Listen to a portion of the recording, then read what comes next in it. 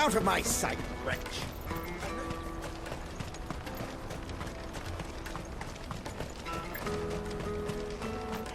Come on, come on! Caravan stops Juicy next. pears! Slake your thirst! What I'd really want to be is a blacksmith. Here you are, Good.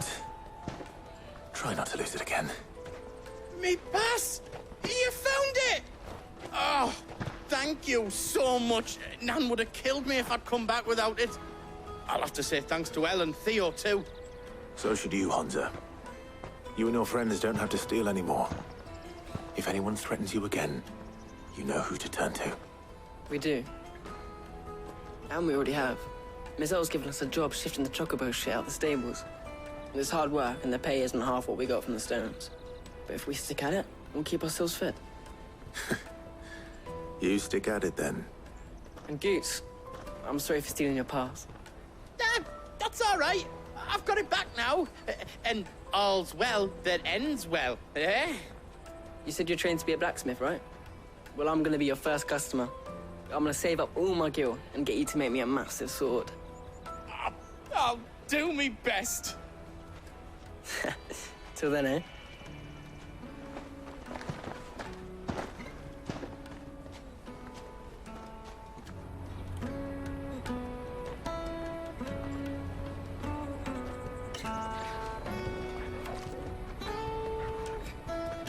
All right. We have a place on the wagon.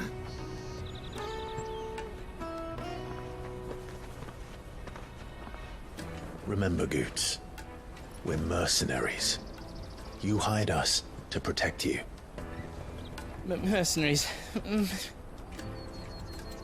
you remember the plan? You're to ride all the way to Twinside. Jill and I will go with you as far as the outskirts, then find our own way in. I'll buy that stuff I need. Right. And we'll scout out the Imperial's defenses. There's a square with a big bell tower right in the middle of town. If you get lost, or out goes wrong, we can meet up there. Right. Let's go.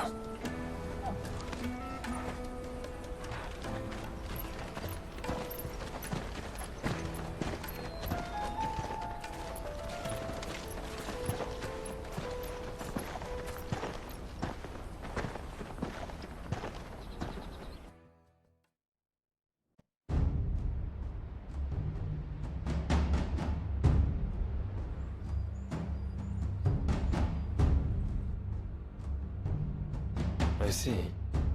And you're quite certain your father has no knowledge of Ultima? I am.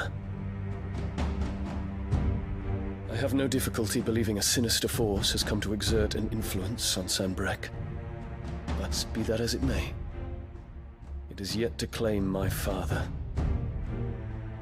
For better or worse, his radiance speaks his own mind. Then the Fiend works from the shadows. I confess, when first you told me of this fiend, I had my doubts, and more than a few at that. A beast that labors to plunge Valisthea into turmoil, all in pursuit of your brother. But that wound is proof enough that evil is afoot. Then I have your answer, Your Highness. You will join me in my fight. I cannot. Not yet. Your Highness, please. As you are aware, the Dhalmekian army is at our gates. They have lost their mother crystal, and with it all hope of a negotiated withdrawal. It is but a matter of time before they invade. If Bahamut is not here to meet them, my people will be slaughtered. Though not by Hugo Kupka, thanks to Ultima's machinations. I know the fate of your people weighs heavy on your conscience, but if we do not put an end to Ultima's plans, they shall face a far darker fate. The chaos he would wreak would sweep all of Valisthea into the abyss. The lives of every man, woman, and child in the Twins are at stake. I believe what you say, Phoenix. But I have duties of my own, and I must discharge them. Come what may.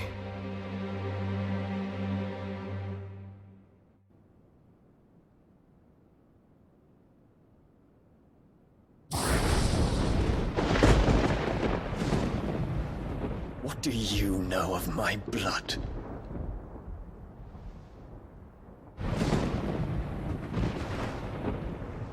I know that it is wholly unworthy of the highest offices of state, which rightly belong to those of purer breeding. Alas. Your bloodline runs through the Oriflamme gutter, from a whore who weighed her child's worth in gil. Have you threatened my father? Of course not. I merely whispered in his ear that his mongrel son is plotting a rebellion. What? Sylvester listens to the words of his astrologers. And they have ears too. You have been feeding them your lies! Should you remain loyal to Emperor Olivier, his radiance may yet crown your head with laurel, and not with tar. Fork-tongued witch!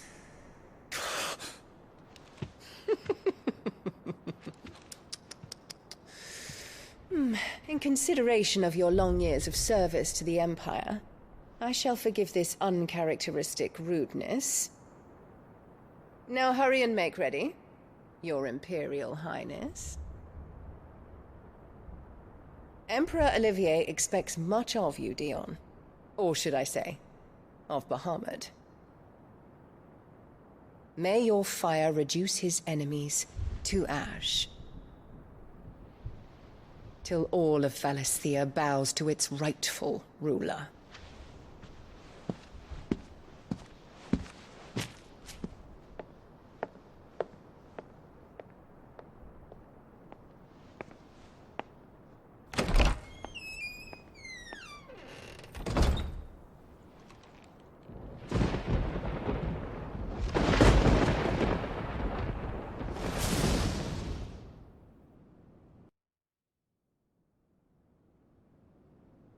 There is another darkness that has taken hold of Sanbreque. And until its grip is released, the flames of war shall spread ever wider, just as Ultima wishes. Forgive me. My family has caused you much grief. You are not her keeper, Phoenix. This is a matter for the Imperial household now, and as a member of that household, it falls to me to resolve it. At such time as that is done, what strength I have shall be yours.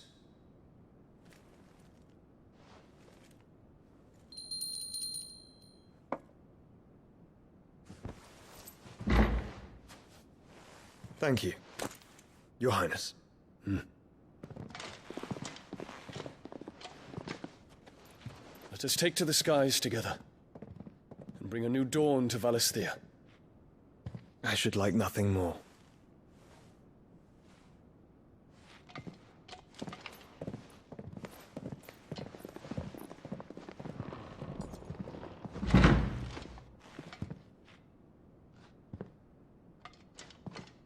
Terence, My prince. tell me true. Do you believe what I'm about to do is wrong? We dragoons have but one leader, Your Highness. And we shall follow him unto the very end. Thank you. And this is my decree. For their crimes against the crown, the traitorous Annabella and her usurping son shall be put to death, and the Empire restored.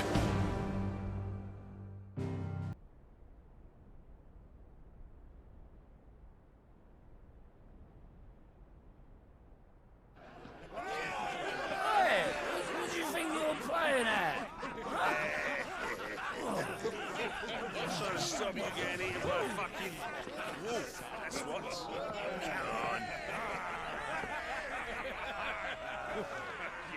One would never guess that these people stood on the brink of war. And they're afraid. They turn to drink to forget their fears. Anything you want to forget?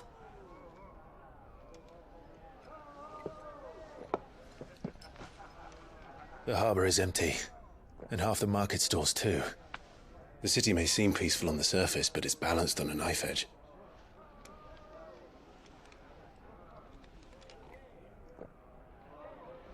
Were we to give it a nudge, it might be just the distraction we need to reach the Mother Crystal. I thought you might say that. We should send for Gav. We'll need someone to keep the fires we start from going out. And we can busy ourselves scheming until he gets here. I'll send a Stolas then.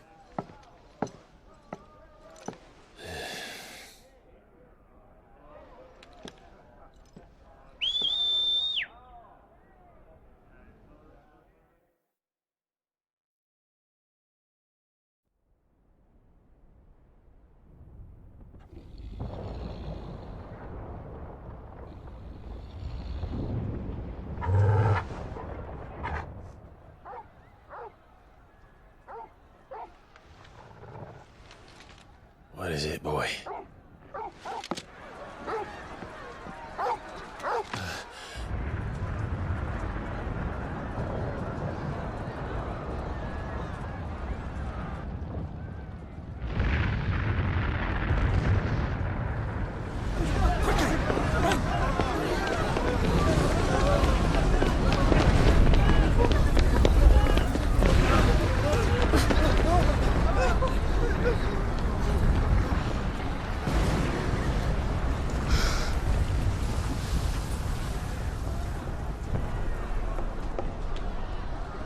What's happening? I don't know. Torgal!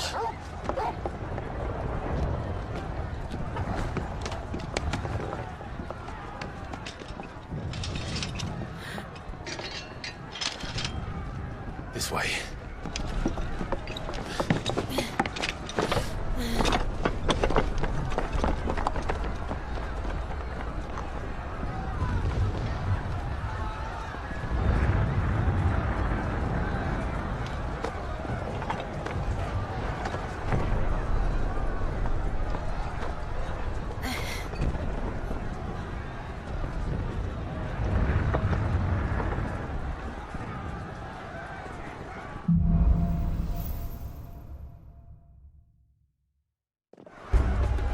The city's on fire. I'm sure Goots is fine. He'll be making for the square. The one with the bell tower. In the middle of town, right? Any guard, watchman or sentry is to be slain on sight. Spare the citizenry. His Highness's orders were clear. The people want to... Those were Imperial Dragoons.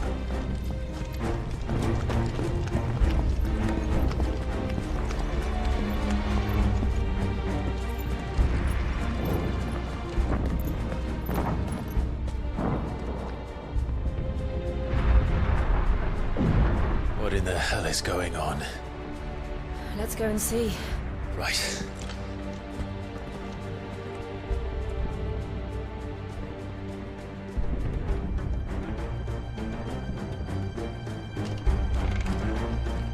But first we find Goots.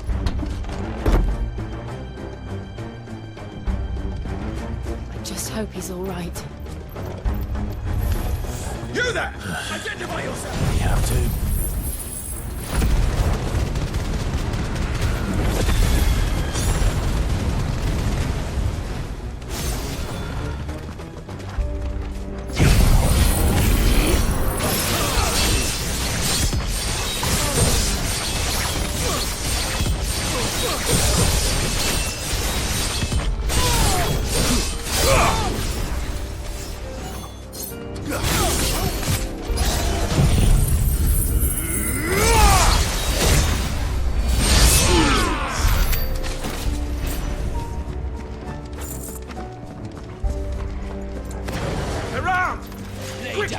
Cut them down!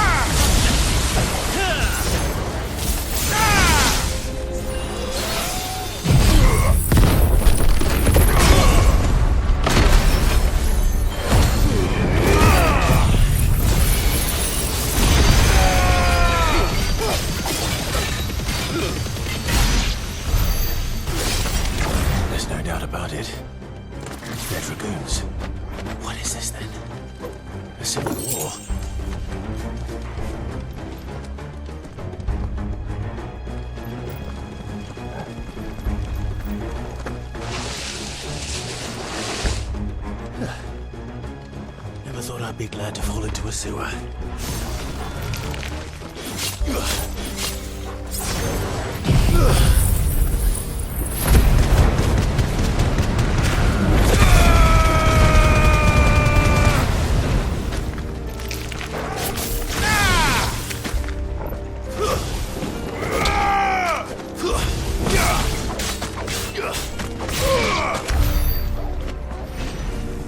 Ward secured, Captain.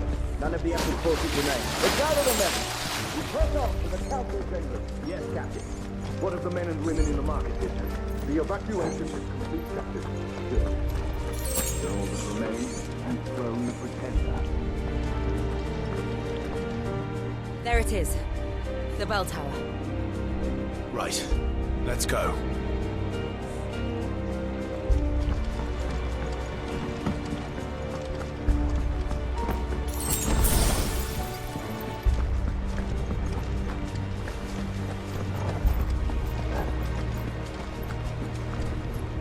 Ah, a goods lift.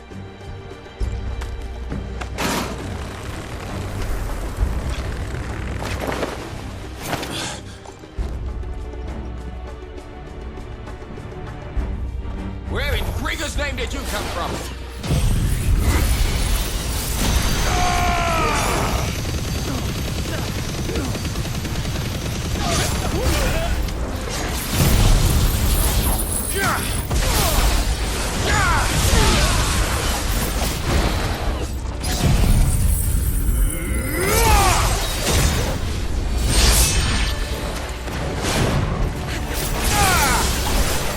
Let darkness fall!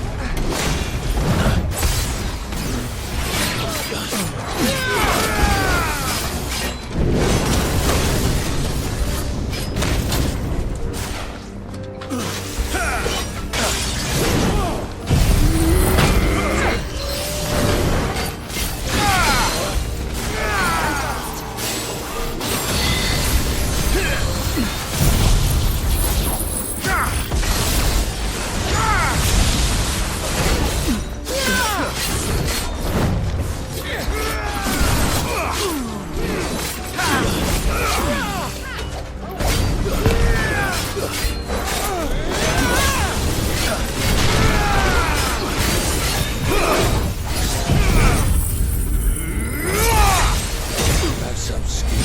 Farewell.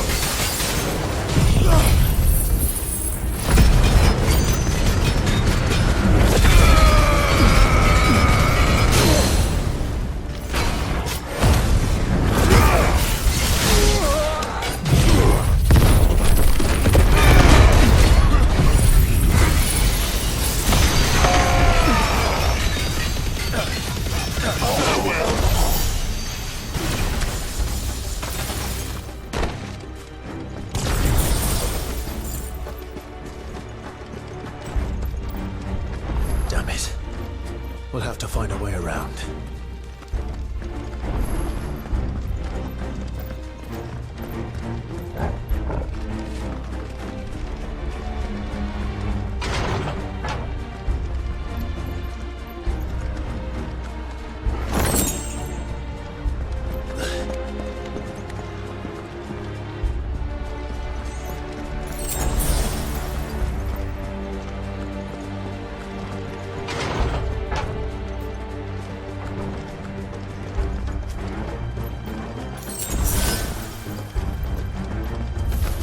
In the name of His Highness!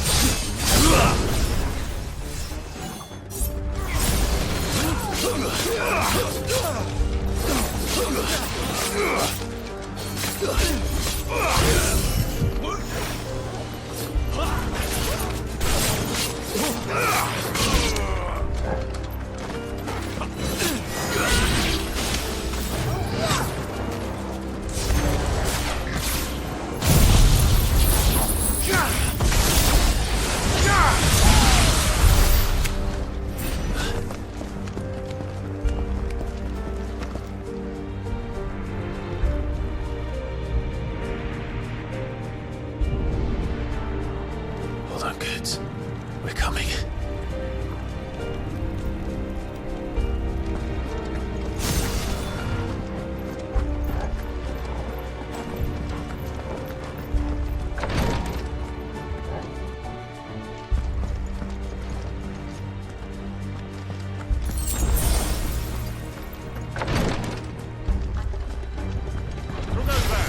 In the prince's name, none shall pass.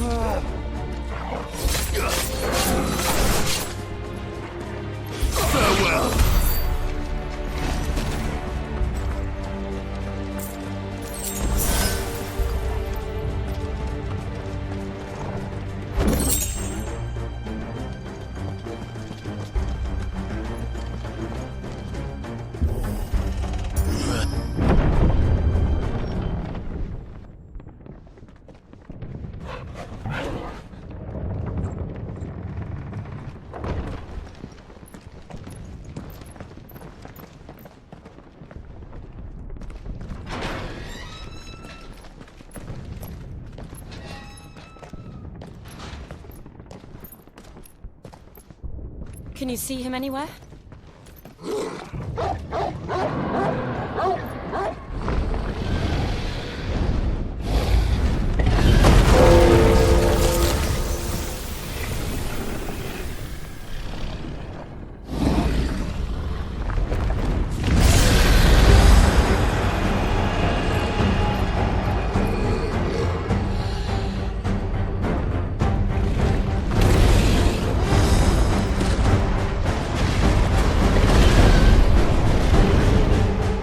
It must be one of the Dragoon's pets.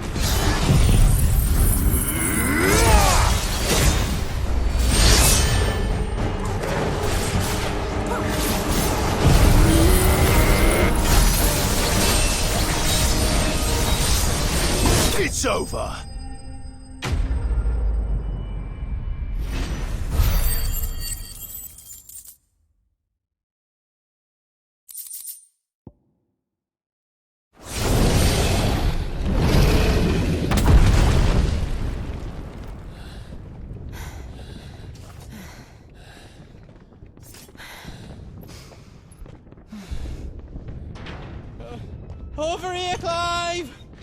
Are you alright?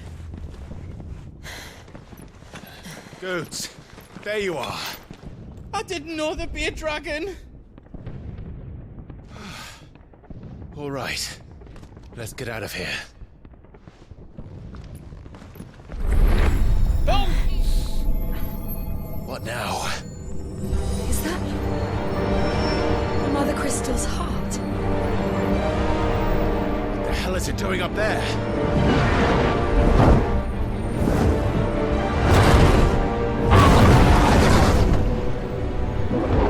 Bahamut.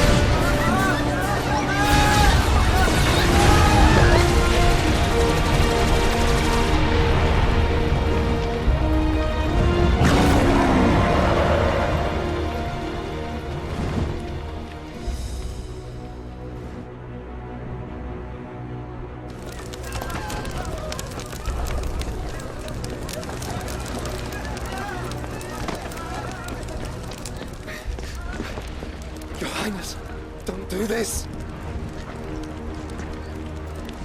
We must leave. Now, Your Grace. I beg of you. This is not what he wanted. Something's happened.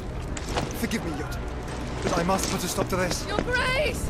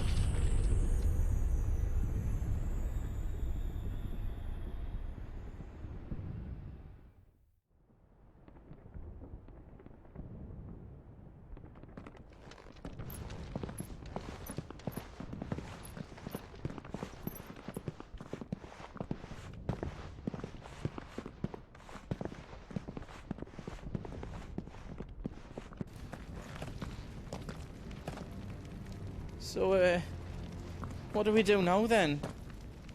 We destroy the heart. Well, you might come back!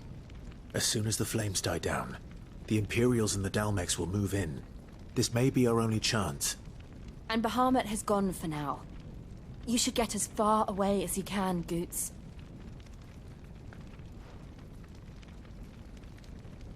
What? And leave you lot in the lurch? I can't do that. If you're staying, then so am I. I packed everything up before I made a run for it, so if there's out you need, just ask. But I won't be giving it away for free. Nan'd never forgive us if I did. Thank you, Goots.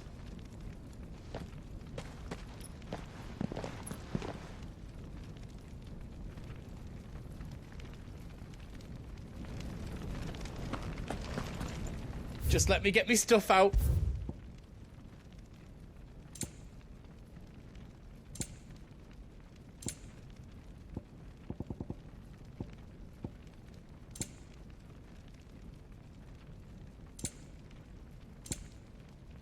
You've got everything you need then?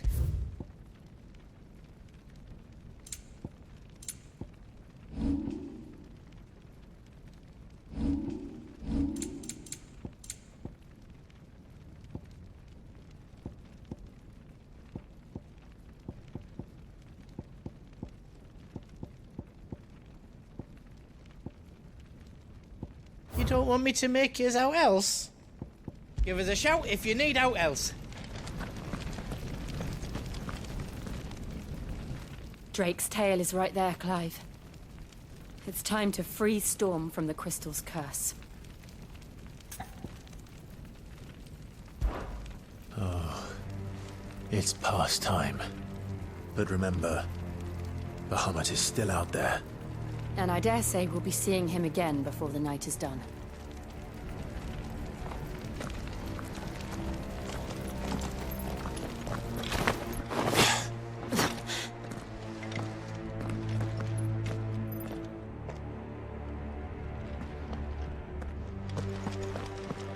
No more roads. We'll have to find our own path. Do you feel that, Clive? Ether. Just what we need.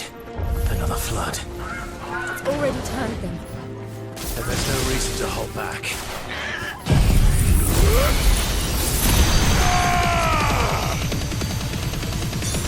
It's over. Enough.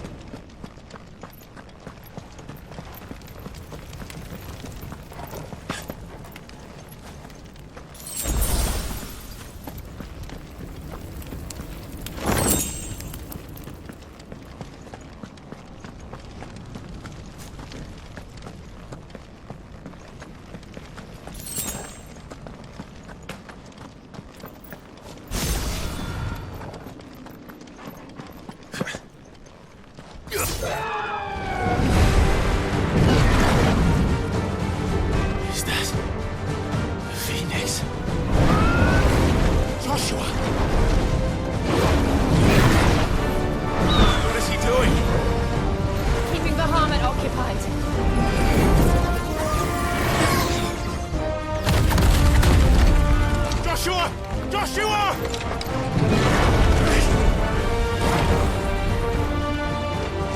Don't, Clive. It's too dangerous. Fuck. Hold on, Joshua. I'm coming!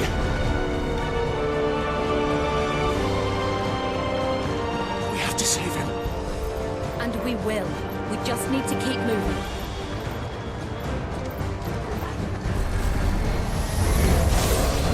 Come again. Not now.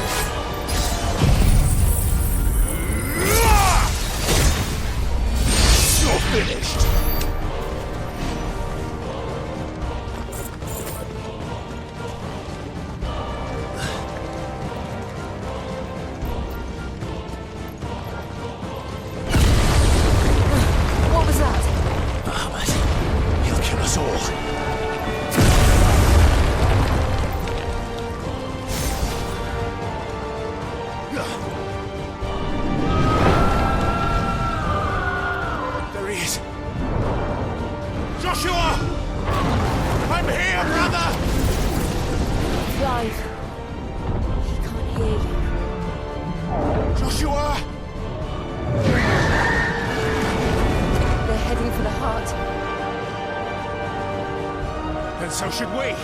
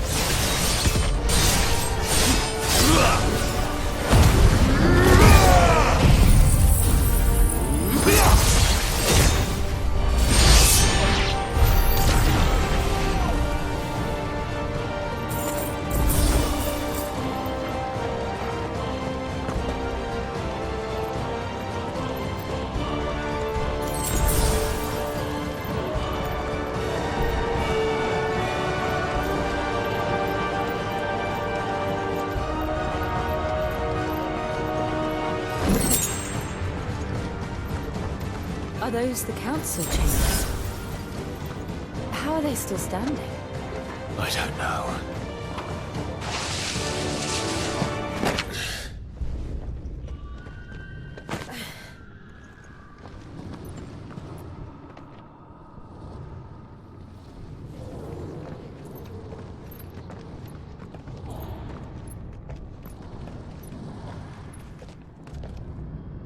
He'll be all right, Clive. He's a survivor. We're getting close.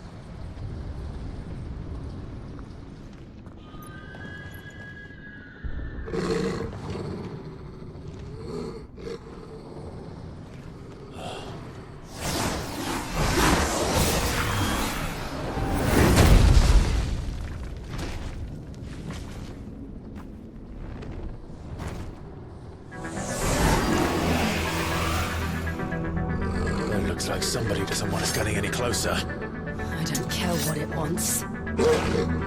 Neither do I.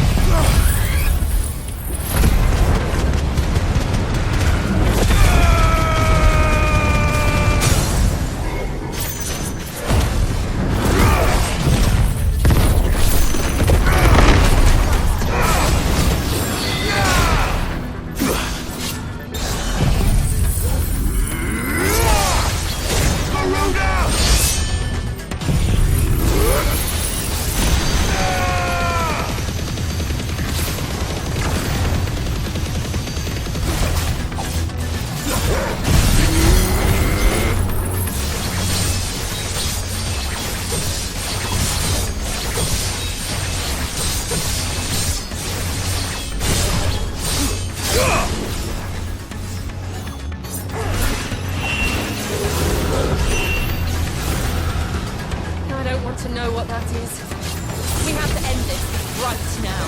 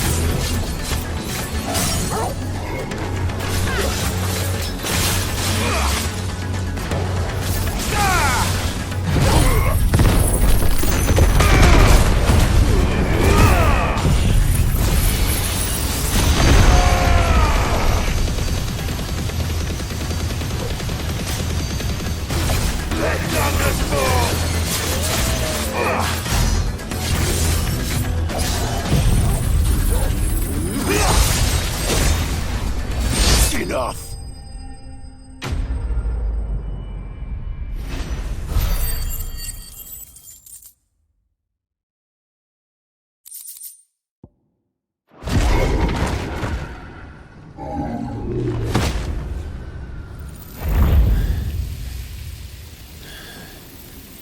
These beasts, they're getting stronger.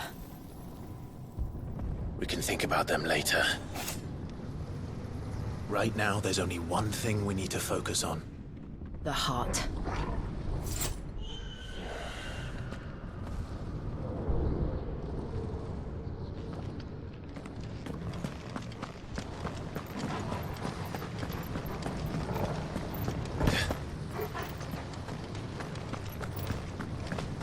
We might be able to get up through the building. It's worth a try.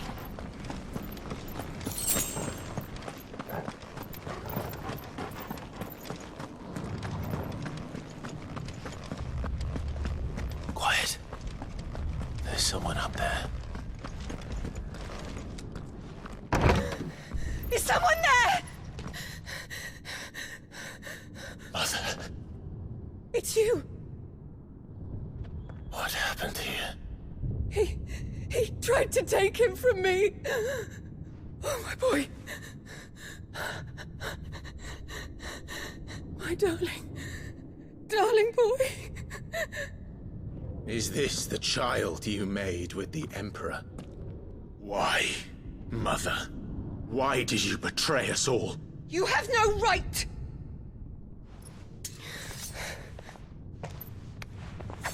Answer him. We took you in, savage. Show some respect for those who raised you.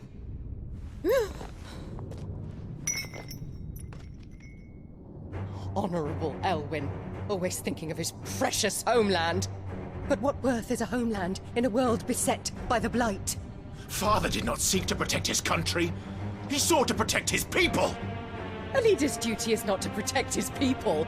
It is to protect the source of his sovereignty. The noble blood that runs in his family's veins. So long as this bloodline remains unbroken, what does it matter if a nation falls? One can always found another. Unlike him, I did my duty. I preserved my line. I bore a son of the noblest blood, to whom the whole world might kneel.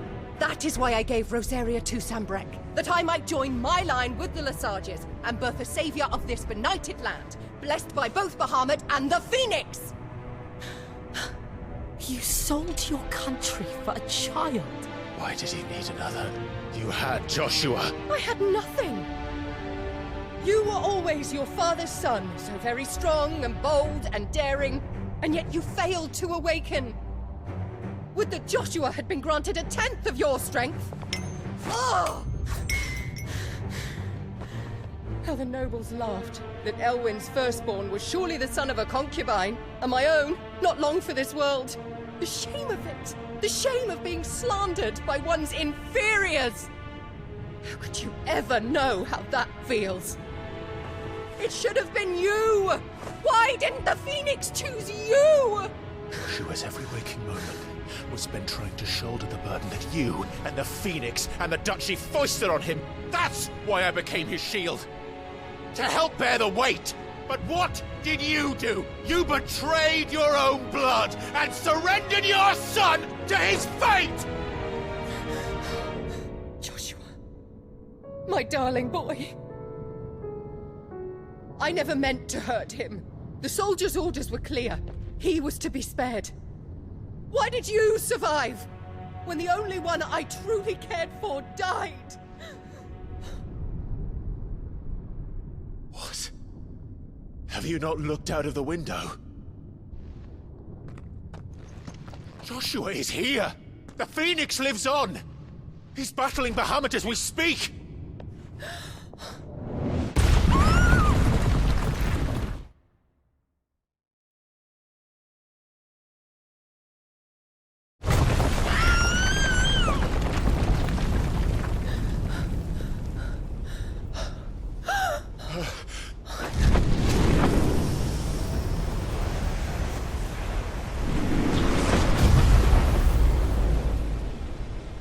Joshua! Wake up!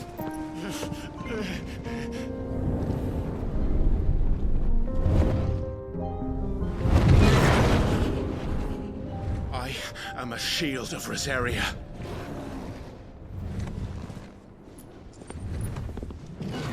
And I will do my duty. What are you...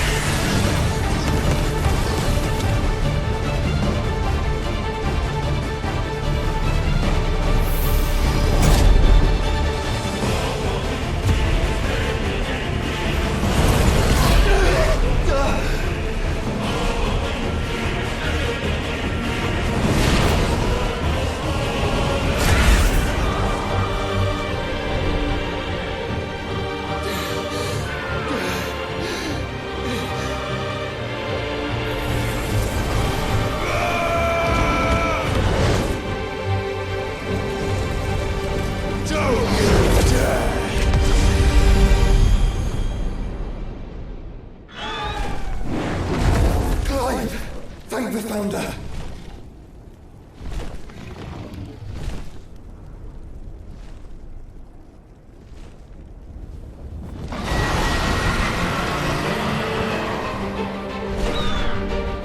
It's now or never, Joshua.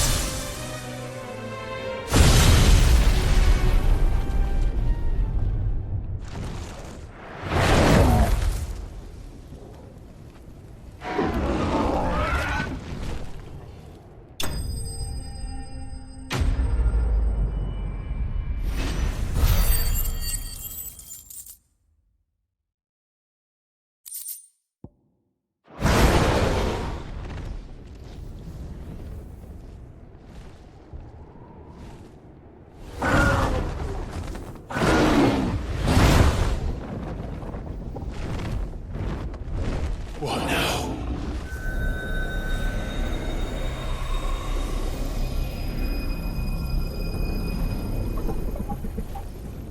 This is drinking the ether.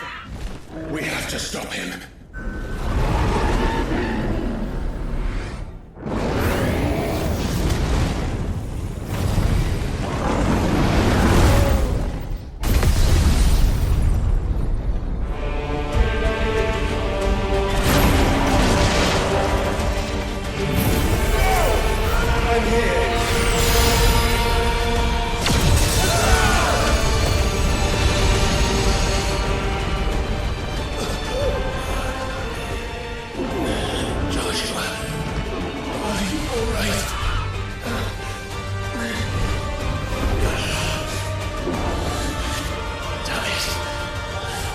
Stronger than this. Come on, Ifrit.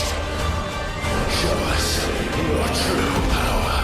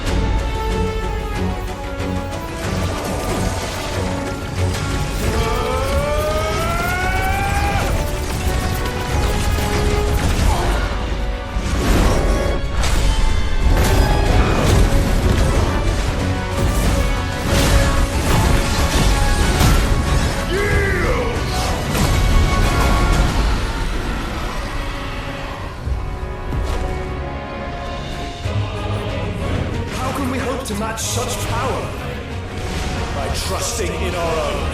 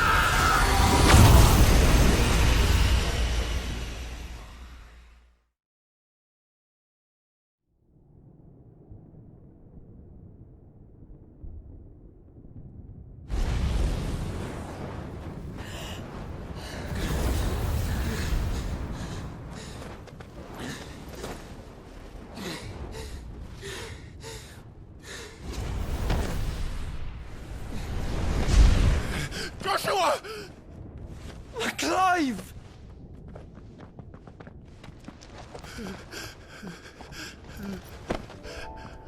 My brother. I'm sorry. I'm so sorry. You're alive. We both are. Nothing else matters.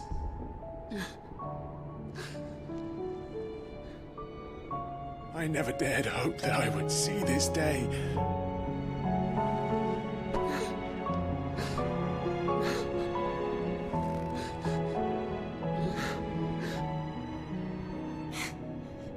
Reunited at last. Jill.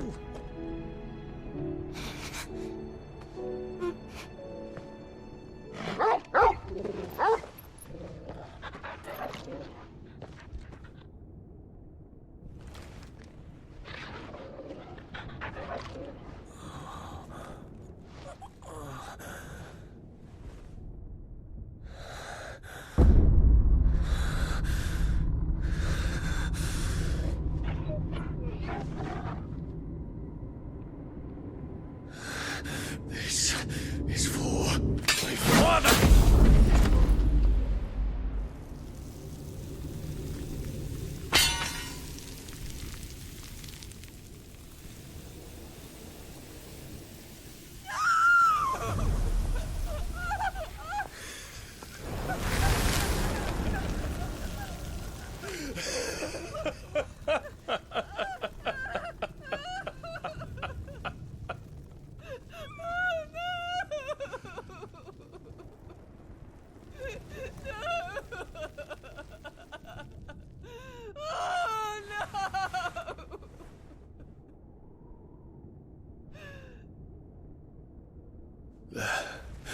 It is done.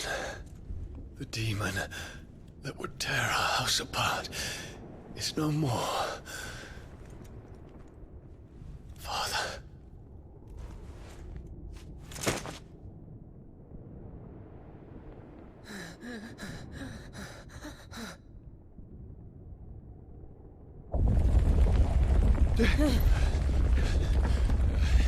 The Mother Crystal. It's collapsing. Right. We need to leave. No. Wait.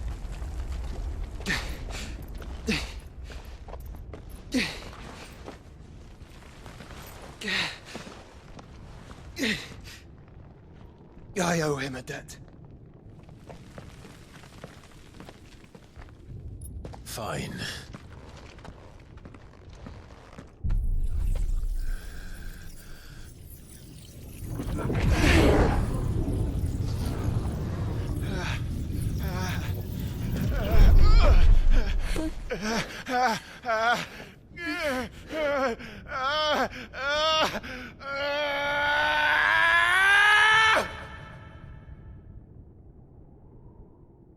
You there. Section. Don't reinforce the walls. Situation. Report, Captain. Could be Can nothing be done to call them off? I regret not, Your Radiance. The Dragoons answer to none but His Imperial Highness. The Council is powerless to intervene. We're hearing reports of rebel Madness is this, Theon. throughout the neighboring districts. Focus all efforts on extinguishing the fires around the capital. City can wait. Don't dally, man, go! Your Radiance. I want you to find out Make sure the doors are locked. next movements. By the light! Dion, have you taken leave of your senses? Call off the Dragoons at once! Fear not. The populace will come to no harm at their hands.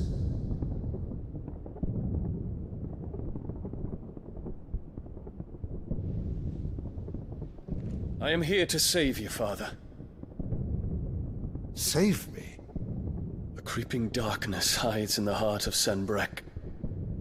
It stems from your wife, the traitorous Annabella.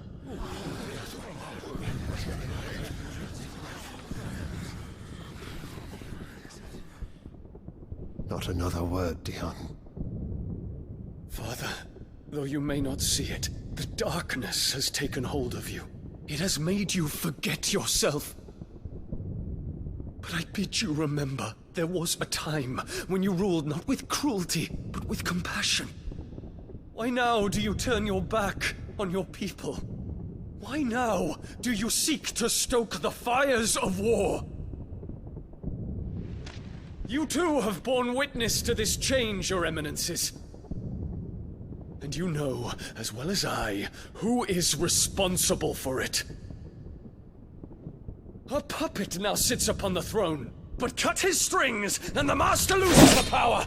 What? Dion, you bear steel before your emperor? Guards! Take him!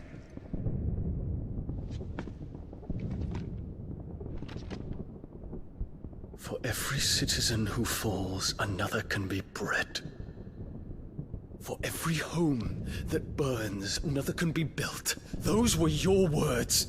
But when the last of your citizens has fallen, and all of their homes have been reduced to ash, what will become of your empire, of its rulers, of your god? As the Mother Crystals crumble one by one, and the Blight sweeps in to claim all that we hold dear, our people look to their Emperor for protection. Yet he labors not to secure their futures, but to seize what is left of the twins for himself! Even if it should come at the cost of everything his loyal citizens have labored to build! Dion, you must understand. A small price to pay, is it not? You've been blessed with great power, Dion. Enough to win me the world.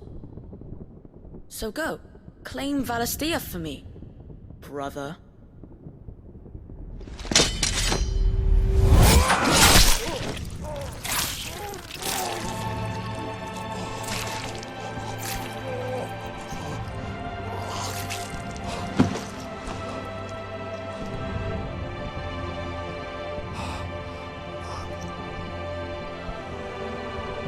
Dion.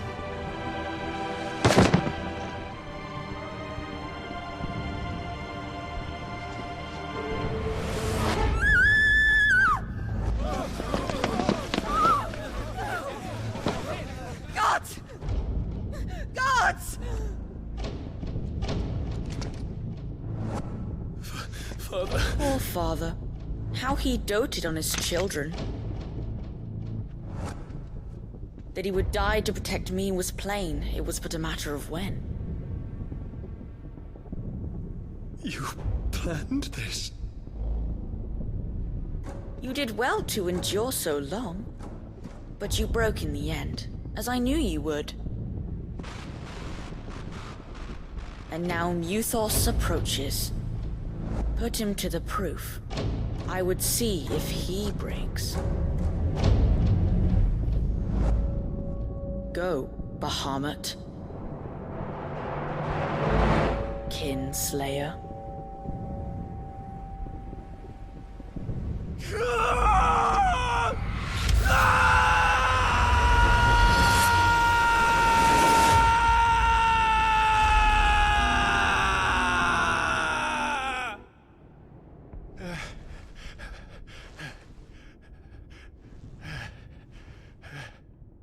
Not again. Brother?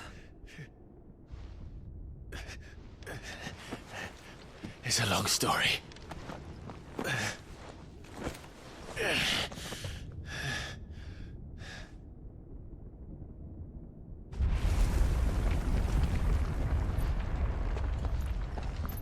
You cannot stay here, Mother. Come. Take my hand.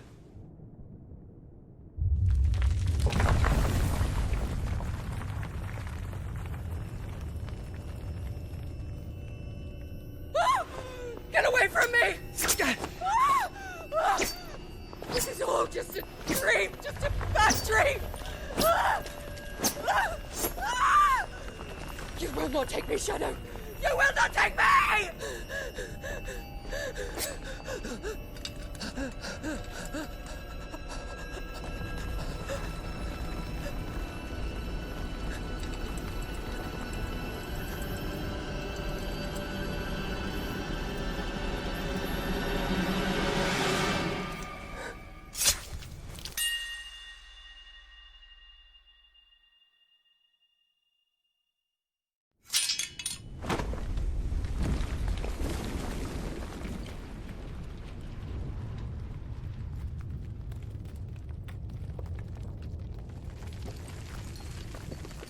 Mother.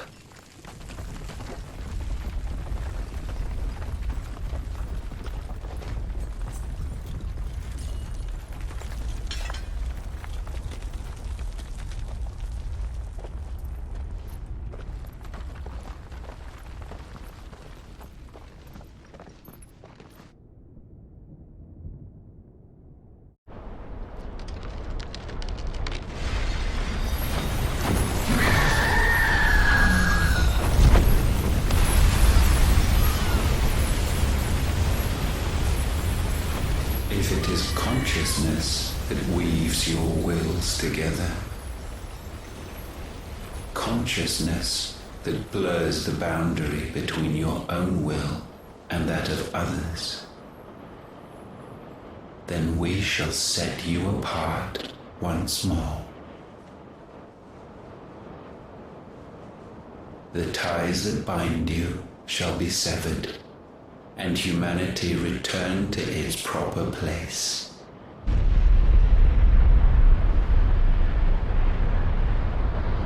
By primogenesis shall a new age of reason begin.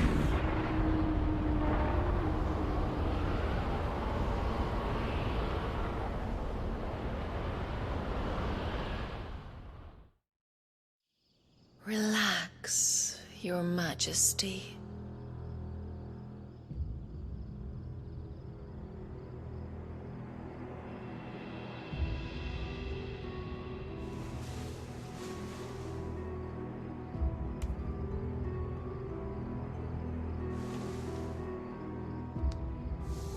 Don't you want to play? It's been a long time. If that is your wish. Men, you are as meek as all the others.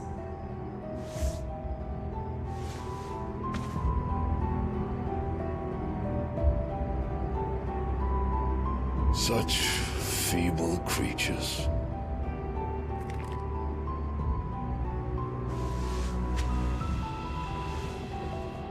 Gifted the power of icons, yet slaves to fickle emotions which usher you to your doom.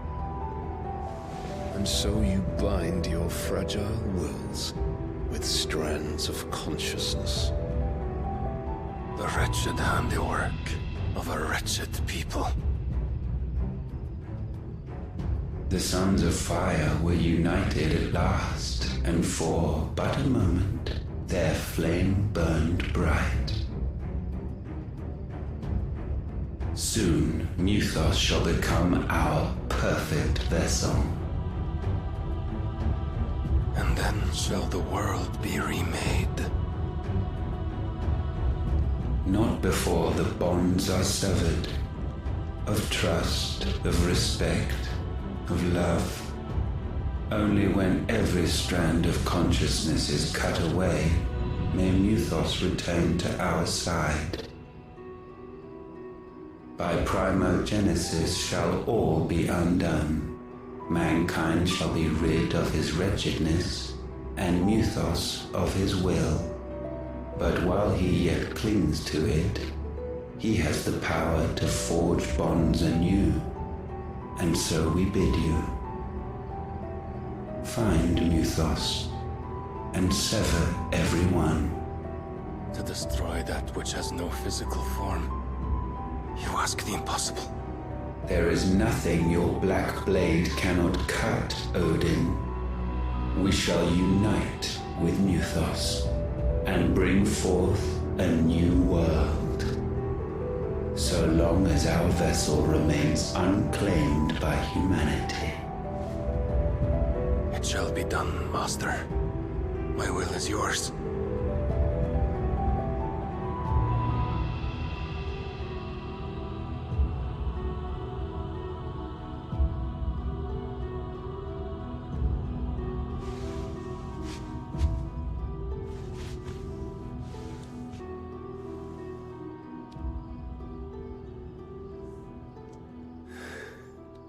Mother.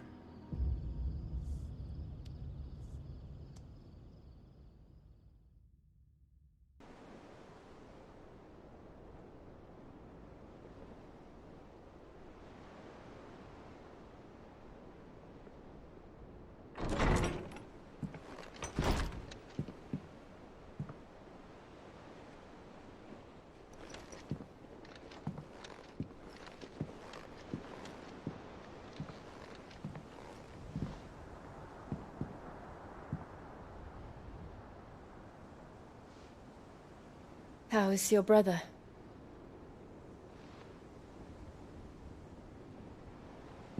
Asleep since I returned from the Dominion. Taya says he should be back on his feet soon enough. For a while, at least. She discovered something on his chest. A swelling, circled in stone. The curse.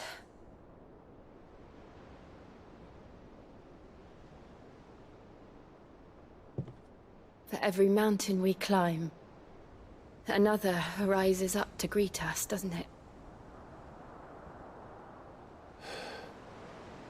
It's never ending.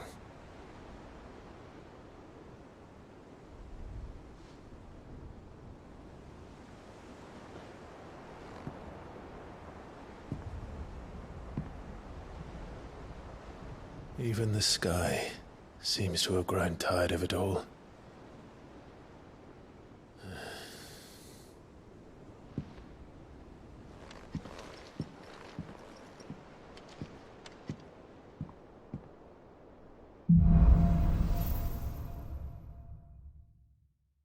Taya won't be happy if I disturb Joshua. While he rests, I might as well see what Otter has to say.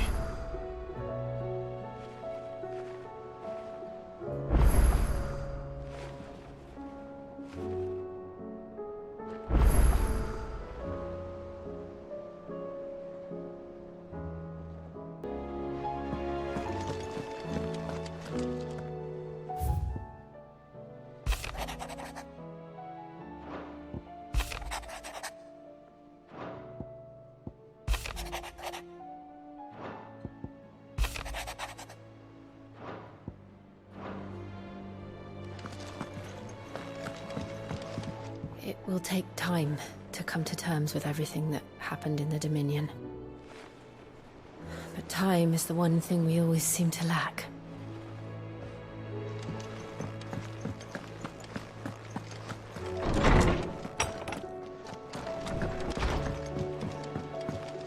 Did you see the pair that got hauled into time? It seems the hideaway has lost its appetite.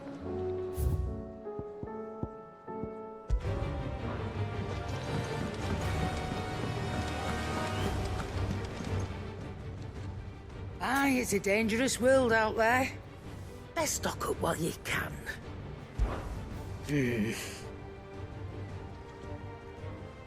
The whole realm's in chaos. But as the old saying goes...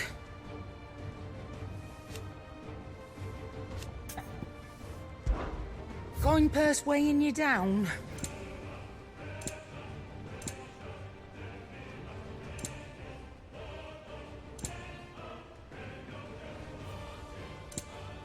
Come again. Or don't. I'm not much bothered either way. What do I owe the honor? Fran about us, guys.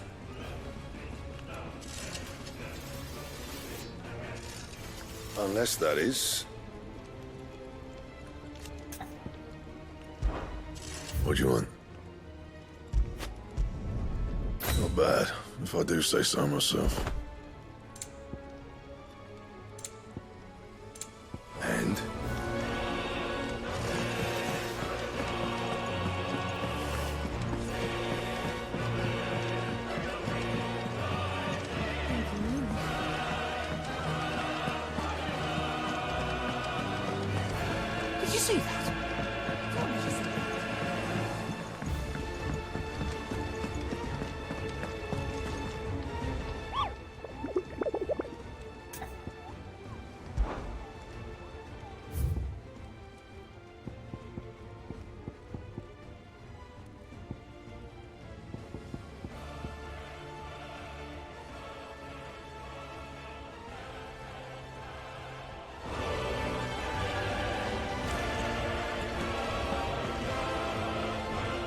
Otto, how fares the realm? The realm? Oh, she's just fine. As long as you look past the fat storms out mother crystals and her skies are a roiling cesspit. And Gav? He's with your uncle in the Free Cities, helping Mid with her project. Sent an owl their way the moment the winds turned foul. Still waiting on a reply, though. Do you have any good news? Well, that depends on your definition of good. All right, fine. What do you suggest we do? Oh, no, I'm just a messenger. I leave the scheming to those more suited to the task. Could be that Lady Vivian and Old Tomes have their own thoughts on the current state of things. Could be that they don't. It certainly can't hurt to ask. I suppose not.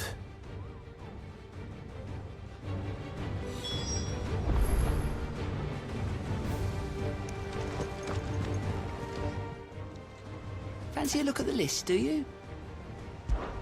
I don't mean to be gloomy. They need all the help they can get.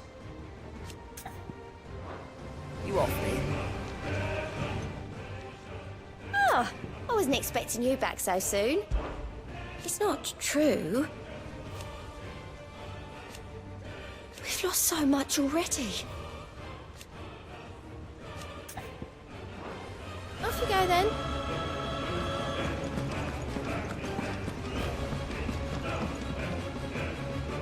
How is it that every one of your little excursions presages some inexplicable catastrophe? Not that you are to blame for the Dominion's fate. No one could have predicted the actions of the Crown Prince. I'm sorry I couldn't save your home. My countrymen are stronger than you think. A few toppled clock towers won't break their spirits. They'll be back on their feet in no time. I hope so. Look at us. Bluer than a pair of bog crabs. Tempting though it may be, sulking will not help us find a solution to this mess. You believe there's one to be found? I don't know. But I am certain we're more likely to find it if we first examine the facts.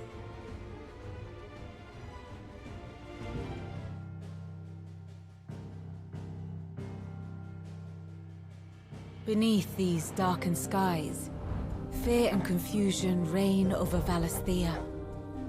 Oh, the lands around the fallen Mother Crystals had already begun to wilt for want of ether. But not like this. Crystals that filled wells and fueled furnaces, now nothing but pretty shards of rock. And those that hang from the people's necks cast nary a glimmer of light to keep the dark at bay. It is only a matter of time before the common folk convince themselves that the end of days is upon us. Yet I fear a swift end is more than we can hope for. While most of the world thirsts for ether, the remainder drowns in it, spawning Akashic in droves.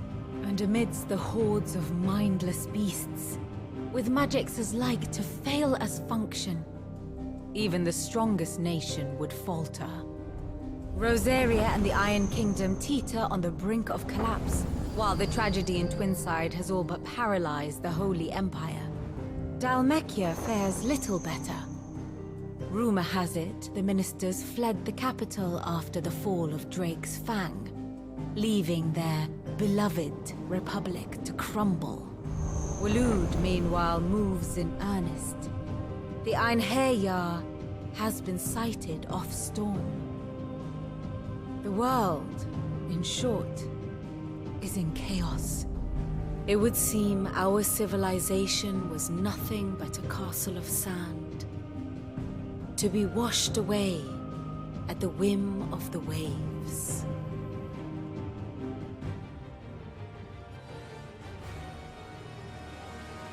A castle of sand. Not my best flourish, but it seemed fitting. The reports I've received are considerably more blunt in their appraisal. Without the protection of their nations, it will fall to the people to defend themselves against those who would take what is theirs. Which is only ever going to end one way. Defending a farmhouse against a band of chocobo thieves is one thing, but pitchforks and palisades will do little to stall an army's advance. Should the King of Waloed deign to invade, there would be none to stop him. None but us.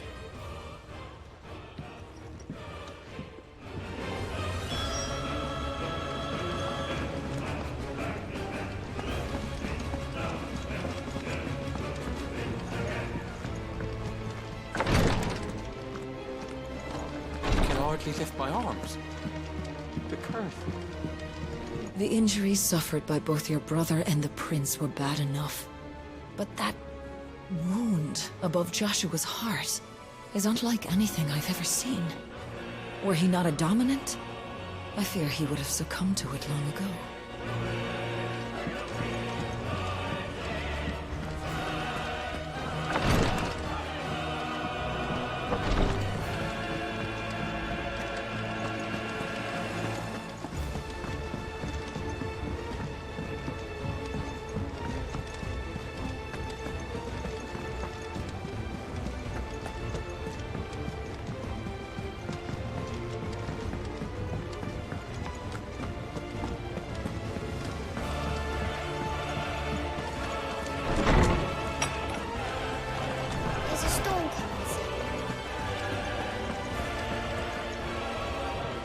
Let me guess.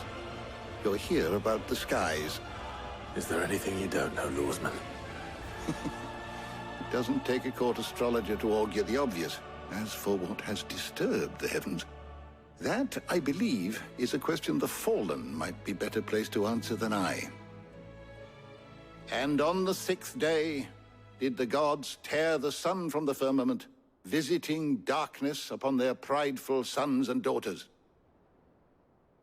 But I dare say you remember your childhood lessons on the sins of Zemeckis only too well. You think they're connected? That Ultima was one of the gods responsible? Well, he has certainly exhibited powers that we mortals would associate with the divine. There is nothing divine about him.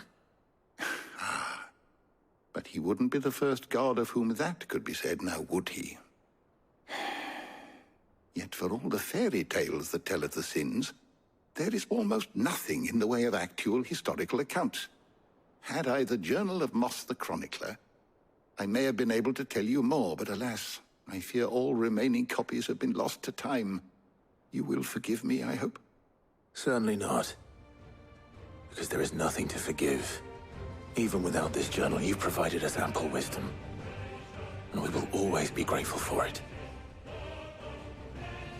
Perhaps Otto will be more inclined to share his thoughts when he hears what the others had to say. I was wondering when next you'd visit. With the darkening skies. But be that as it may.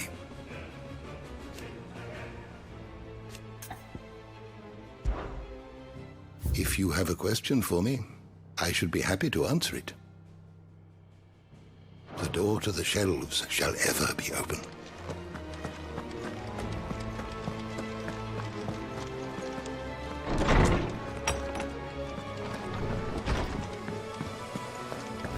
Seems the hideaway's lost its appetite. Welcome back, Sid. Oh, keep your mug handy. Thanks for not leaving me in the Dominion. If you hadn't come back, I might still be stuck there.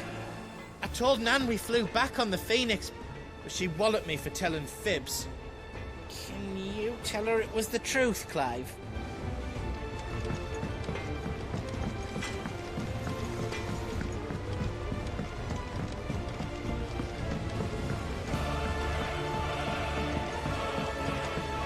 I heard the Emperor was in.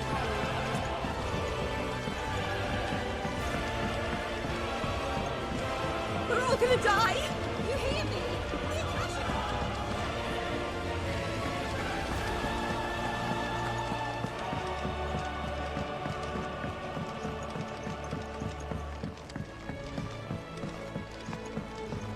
All this fuss over a few dark clouds.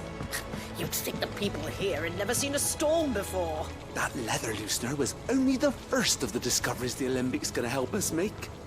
Just you wait, Sid.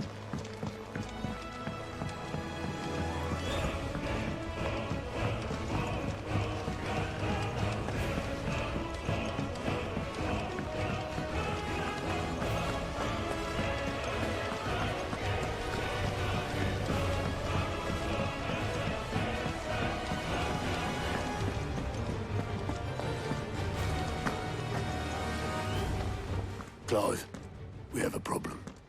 Only one. That would be a first. It would. Actually, there are three. We had as many owls arrive while you were at the shelves. Martha's got a Akashic at her gates, and talk of monsters roaming the hills outside of Northreach has put the wind up Isabel and her lot. And don't forget Dalimil. Lubor says the village was raided by bandits. When it rains... It fucking pours. The curse breakers are spread thin, taking stock of the damage in the Dominion. And even if I could get word to all of them, I doubt they'd get here in time to make any real difference. Which means there's only two people who can. Jill and I. Let them know we're on our way.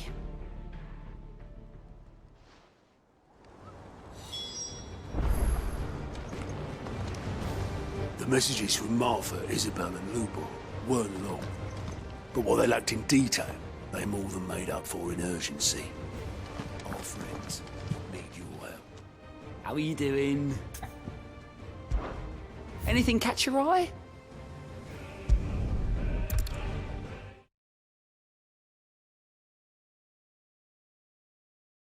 First we find Isabel. Heard a bloke saying he saw ghosts on the front. I saw it with my own eyes.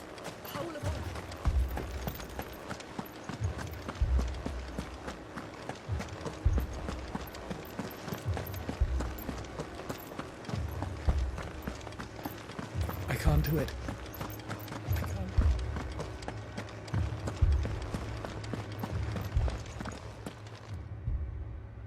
My lord. My lady. We received the dame's message. There have been sightings of strange creatures, I understand. With the blue eyes. Yes.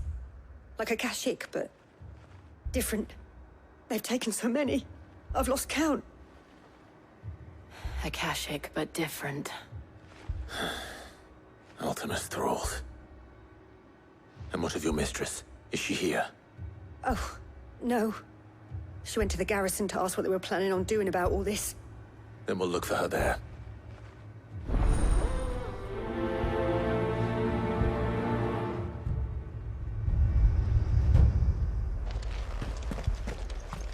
More arrived from the capital this morning.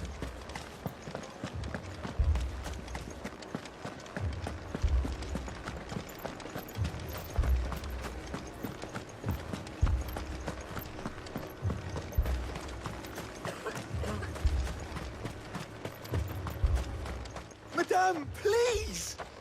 Half the garrison's been slaughtered by those things. We lost the captain this very morning. We've tried requesting reinforcements, but there's been no word from the capital or the Dominion in days! What more would you have us do? I would have you do your duty. Those at the Vale look to me for protection. And protect them I shall, because they are my charges and that is my duty. In case you have forgotten, the people of this town are your charges. But more than that, they are your people. Your sisters, your brothers, your lovers. So you have a choice. Lay down your sword and watch as they are slaughtered, or take it up and do what is right. She speaks the truth, you know. This here, it's all we have. It's all that's left. What we have left is our lives! Do you really want us to lose them as well? Not if we don't have to. Look, there's a cask under the captain's bunk. Let's talk about this over a drink, eh? I'm listening. I'll have a word with him.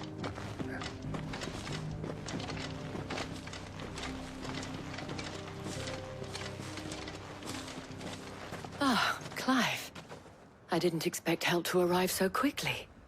And sought to take matters into my own hands. It was a noble effort, but I thought you might still need some support. I'd like you to consider my needs. What we need to consider is where the creatures came from. The way the survivors speak of them, one would think they appeared out of thin air. And perhaps they did. It's hard to know what to believe these days. We'll talk to the survivors.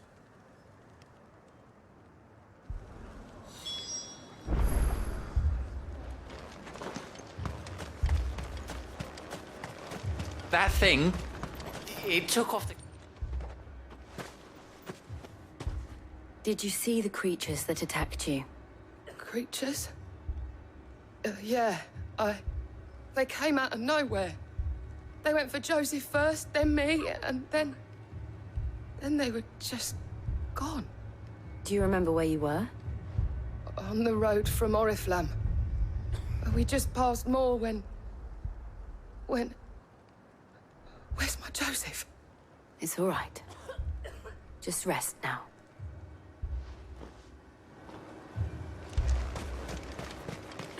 It's all right. You're a pikeman, yes? What happened? I've got family in Moor. I heard the flood was spreading, so I went to see if they were all right. And a pack of them glowing things found me in the meadow. I ran for my life. I never did get to the village. Leave that to us. At least we have an idea of where the thralls might be now. We should head for more.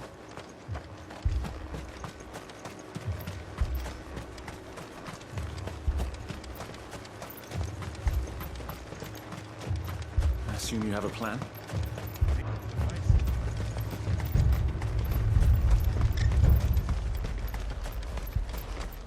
It was all they could do to escape.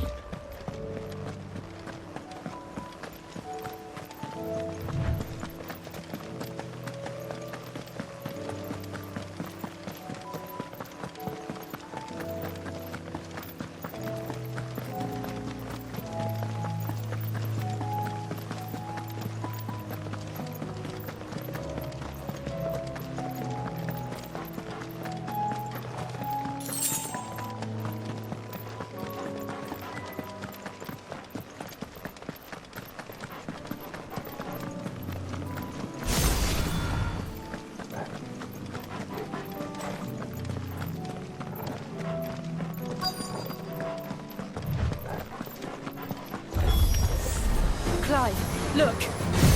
I see them. With me!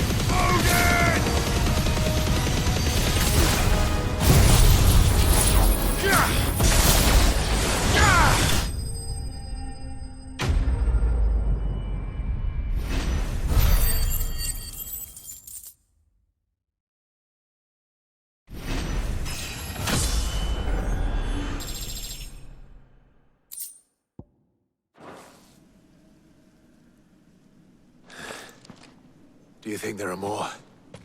There are always more. But I'd say we've done what we can for the time being. Then we should let Isabel know.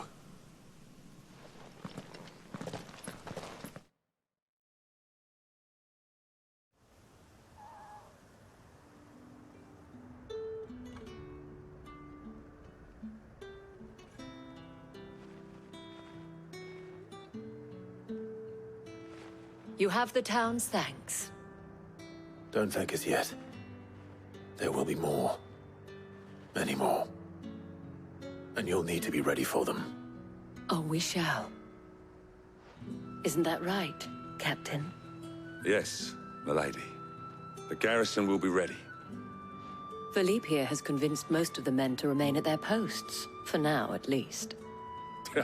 Hearing that the Dane would look kindly on any man who committed himself to the task certainly didn't hurt. It's not the most selfless of motives, I'll admit. But whatever it takes, eh? Now me, I never needed convincing. I became a soldier to protect the people I love. And the people I love include the ones standing before me. Handsome and chivalrous. Now, if you don't mind, I have sentries to post. Milady.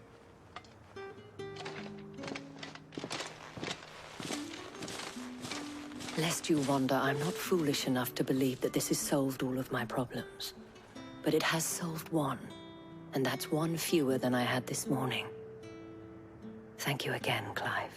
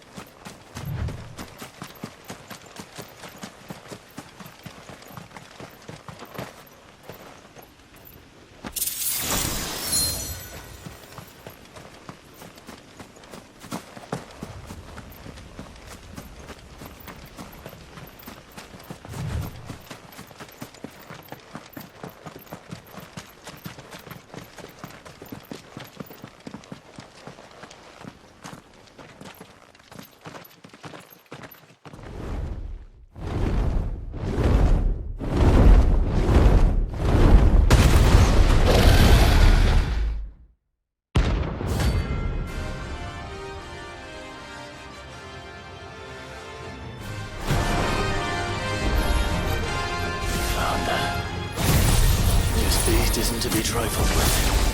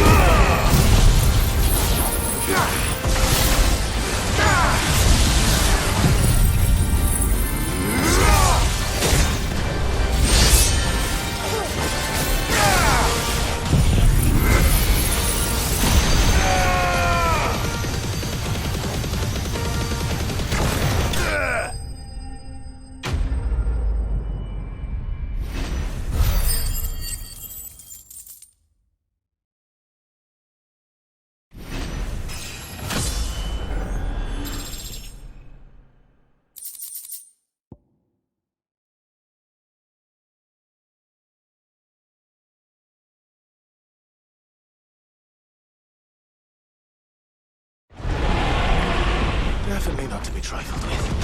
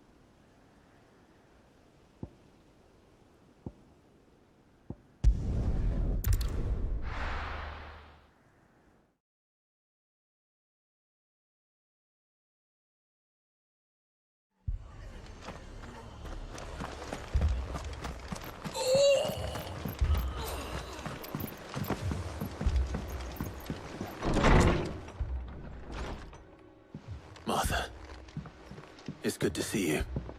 And you, Clive. Jill? Otto said you'd been attacked by a Kashyyyk. What exactly happened here? Those skies are what happened. Not long after they fell dark, we had our first visit. There were hundreds of them. Tried to storm the hill. Only a handful made it up here, but that was more than enough. The rest are still down there now. And while we have a few willing fighters holding them back, they're sorely outnumbered. What do you think, Clive? That we join the fight? I thought you'd never offer. Now, where I need you is the Fallen Gate. That's where the fighting is fiercest. Let the men know you've come to help. Something tells me they'll be pleased to see you. We're on our way.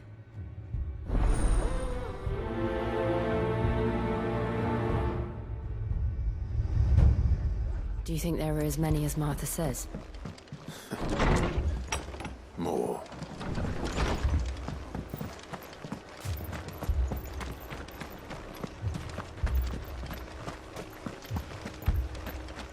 You don't think they've abandoned us, do you?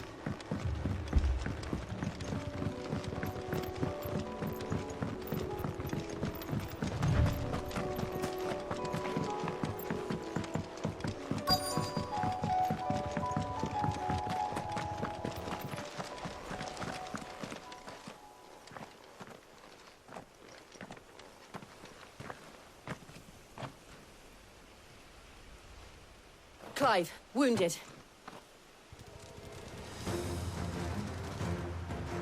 We deal with the Akashic first.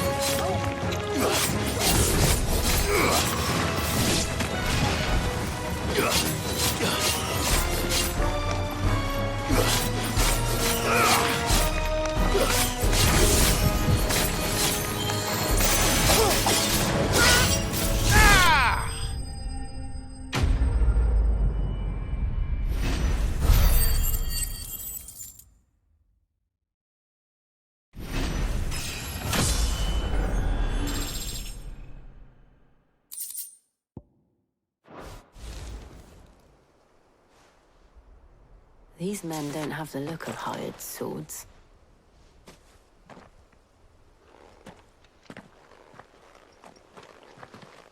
If you've come to rob this place,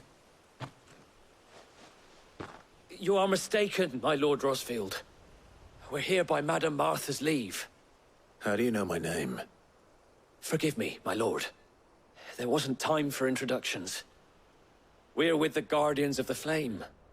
Wade's men? But how did you come to be here? Where is your commander? Sir Wade left earlier with a scouting party to find out where the Akashic were coming from. Did he? Take your wounded back to the inn. Martha will see you're looked after. We'll join you anon.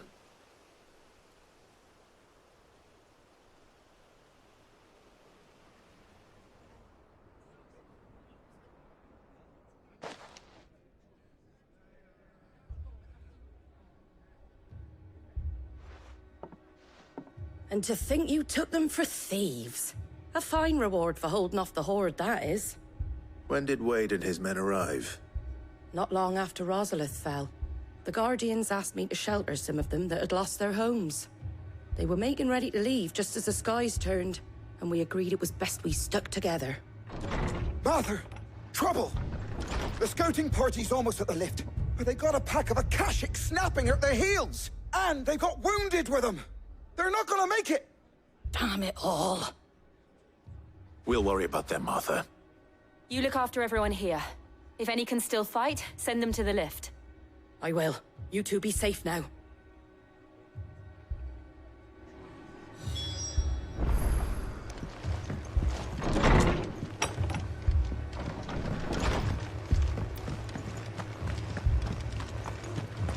Moy. Mad dogs.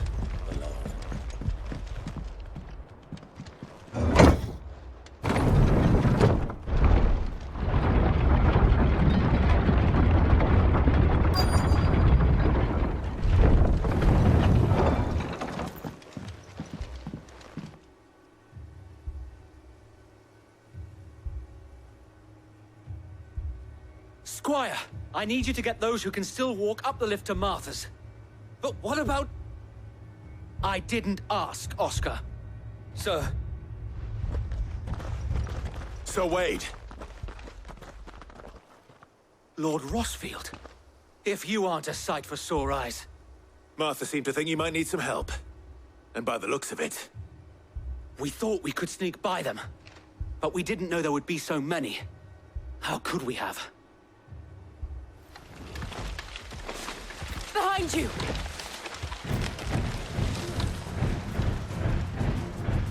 Damn it! We need to get the injured to safety. Do you think we can hold them off? We can certainly try. Are you with us, Sir Wade? Always. Then let's do our duty.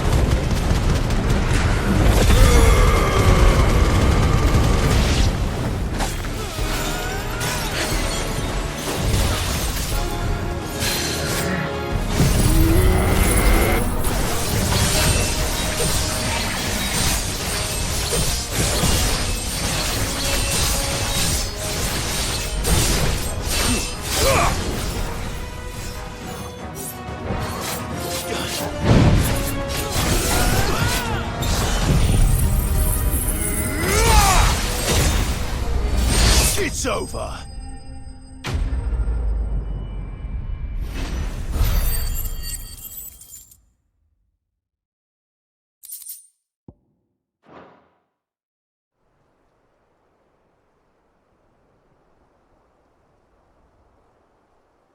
Is anyone hurt? I don't think so. And yet again, you've pulled me from the flames. It's just a pity I keep walking into them. You've never been one to shy away from danger, Sir Wade. Like any shield worthy of the name. I see you're all in one piece. Martha! Is something wrong? The lookout saw smoke coming from down Eastpool way. Too thick to be a hearth. A second horde. Feel like finishing the job. Always. Jill and I will make for Eastpool. You'll need to move the injured without us. Don't you worry about them. The moment my men are safe, I'll follow. Good luck.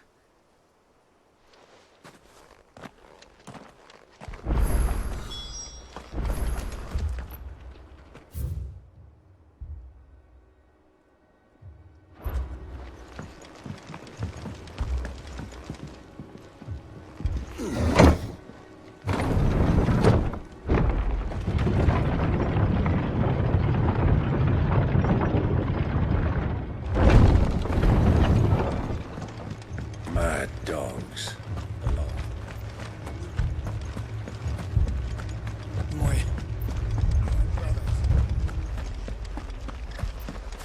This man's gonna die if we don't get him to a healer.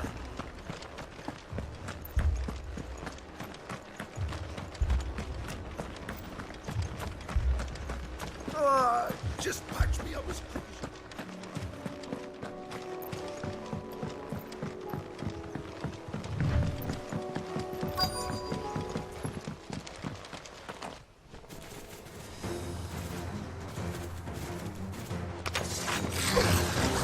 They're headed for the rest. We have to slow them down. Martha and the others won't be ready.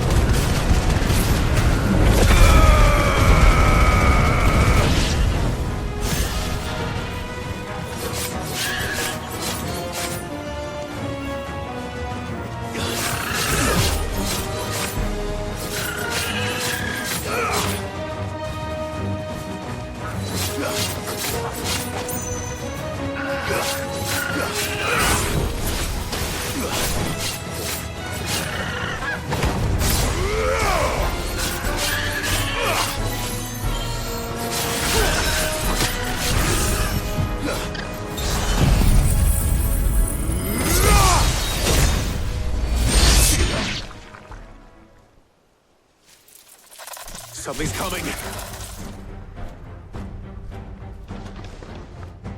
Apologies, my lord. Did I miss anything? Only the first round, Sir Wade. Shall we?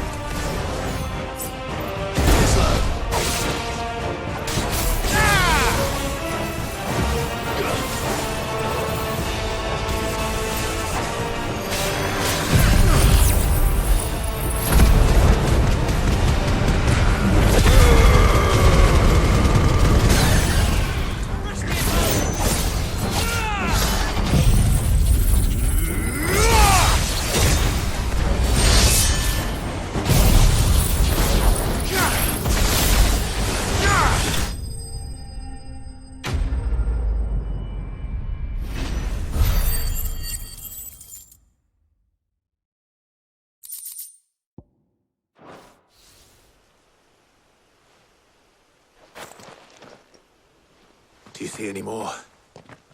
No. I think that was the last of them. But it won't be long before the next lot arrive. Then we make for Martha's while we can.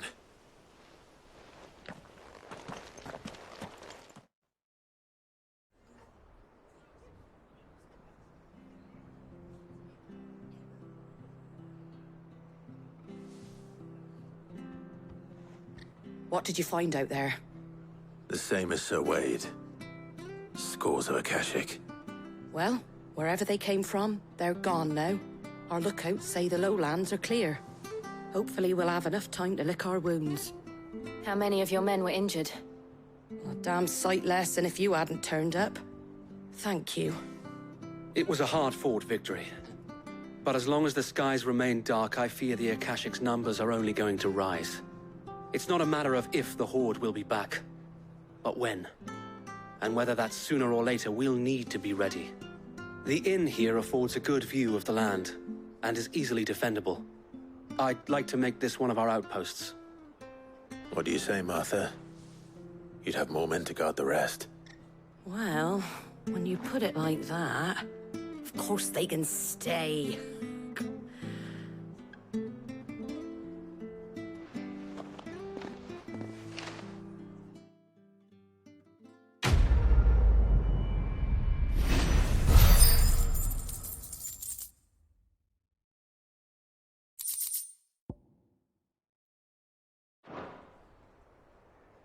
My lord, there's someone I'd like you to meet. Oscar, over here.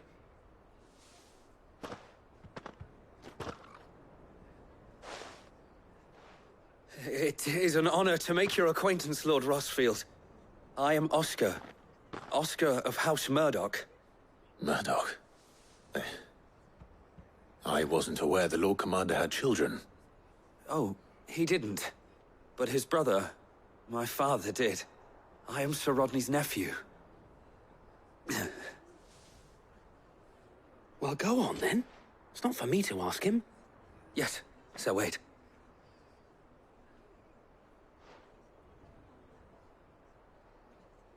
If it please you, my Lord Marquis, might you take me as your squire? I would learn the duties of a shield from the finest. I'm sorry to disappoint you, Oscar, but I am a shield no longer. Nor was I ever the finest. And spending time in the company of an outlaw hardly seems a fitting education for one aspiring to take his oaths. My Aunt Hannah once told me that a man is not defined by his title, but what he does in its name. You have accomplished much since taking on the mantle of Cid, winning no little honor in so doing. And I would sooner serve under an honorable outlaw than an unworthy shield. Not that Sir Wade and the other Guardians are... I mean to say that, they're... It's all right. We know what you mean. There is only so much the boy can learn from me, my lord. But a squire... Would that really be so bad? You were a squire once. And I'm certain Sir Rodney would approve.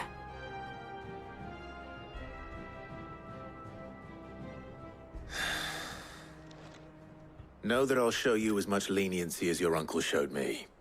I would not have it any other way.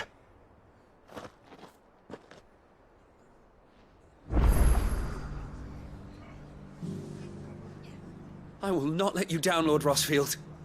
You, or my uncle.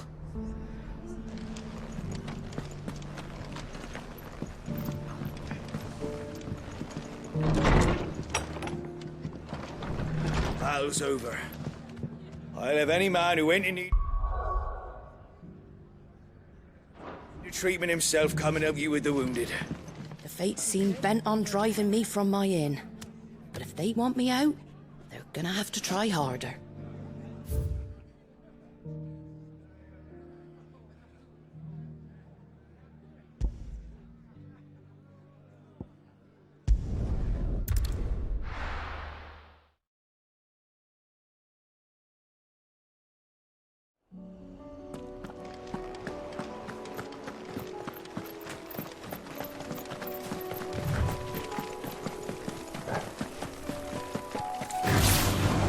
fight.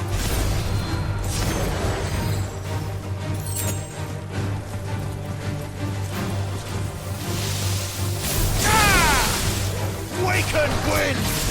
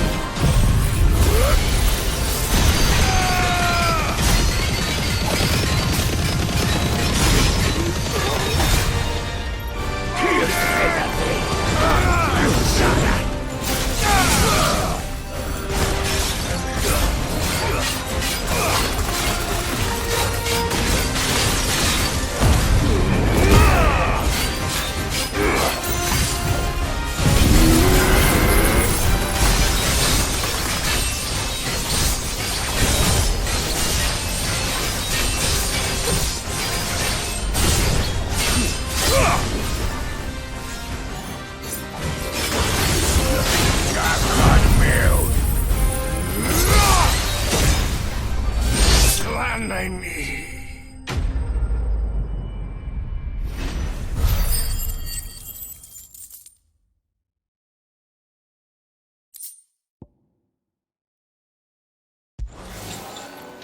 No more vengeance.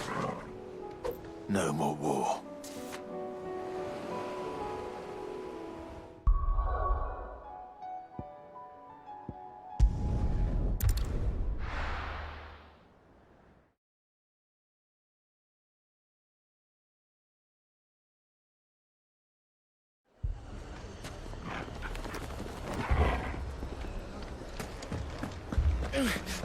Fucking thieving bastards.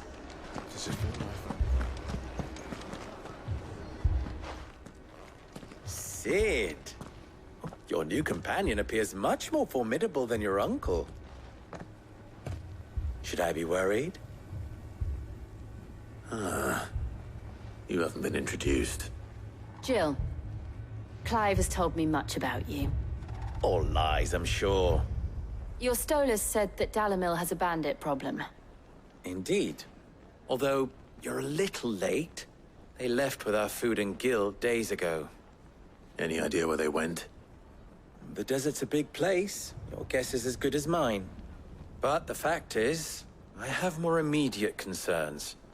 What did you say to me? What did you say? As if by magic. Let's just say we've yet to reach a consensus about how to solve Dalimil's little problem. And at this rate, it won't be the actions of the bandits which prove to be our undoing. It will be our own. I've tried reasoning with the dissenting parties, but even the Desert Hare has limits. Perhaps we could talk to them. What makes you think they'll listen to us? What makes you think they won't? She makes a fair point, Cid. And you won't have wasted much of your precious time if you fail. They're just across the courtyard.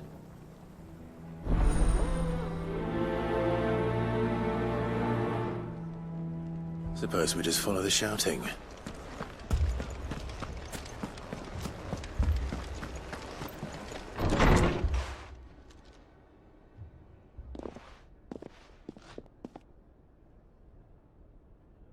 You wouldn't talk like that if it had been your men whose throats were slit. Blood for blood, it's the only way. We hire mercenaries and have them mount the bandits' heads on our walls as a lesson to the rest. And what happens when those mercenaries are slaughtered like your men? Are you going to hire more? We're better off using that coin to buy food and supplies. If we hire mercenaries, the only thing we're buying is the bandits' ire. And you cannot fill empty bellies with that. Do you hear me? But what happens when they come back? Maybe it'll be your throat that's slit. That's enough. Both of you. Any more of this and I'll throw you out myself. Come back when you're ready to talk like adults.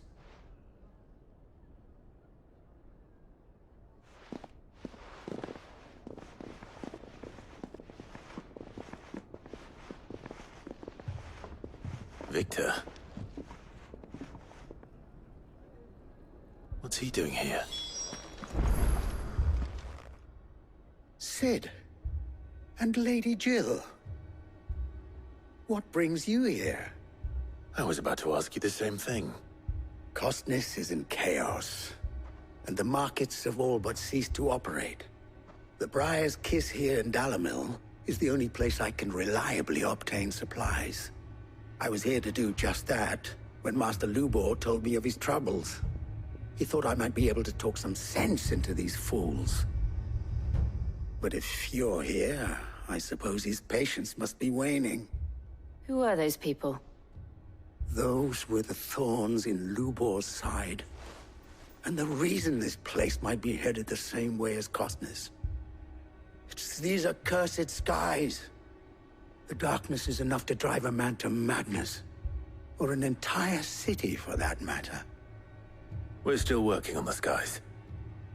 But in the meantime, perhaps we can find a solution to Dalimil's problems.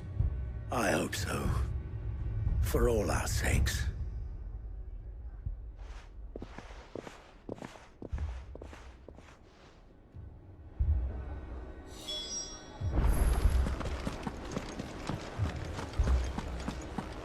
Fucking... So, you see my predicament? What I saw was a room full of people who were angry and afraid. And with good reason by the sound of it. But if left to smolder, that anger and fear could set the entire town alight. My thoughts exactly. What to do? Both sides wish to protect their homes and livelihoods, if only they could agree on how. But as long as they are divided, we are vulnerable. And if there's one thing bandits like, it's an easy target. What would Sid the Outlaw suggest? Well, if it were my namesake, he'd let them choose for themselves, and be on hand to pick up the pieces when it all went wrong. That sounds like a recipe for disaster. A recipe for disaster is precisely what it is. But perhaps that realization would be enough to make them question the ingredients. While it's plain neither Conrad nor Natalie will countenance the other's proposal, it may still be possible to make them doubt their own. Before presenting them with a third option. And that would be? To pool our resources and save the city ourselves. Why fight each other? When all that fear and anger can be directed at the bandits. It appears we have a plan of action. Victor, pay Conrad a visit. See if you can't convince him of his folly. I'll speak with Natalie. As you wish. Your faces are not well known in this town. That may prove useful. Don't worry, Victor and I will do most of the talking. You need only play along. Play along? What he means to say is yes.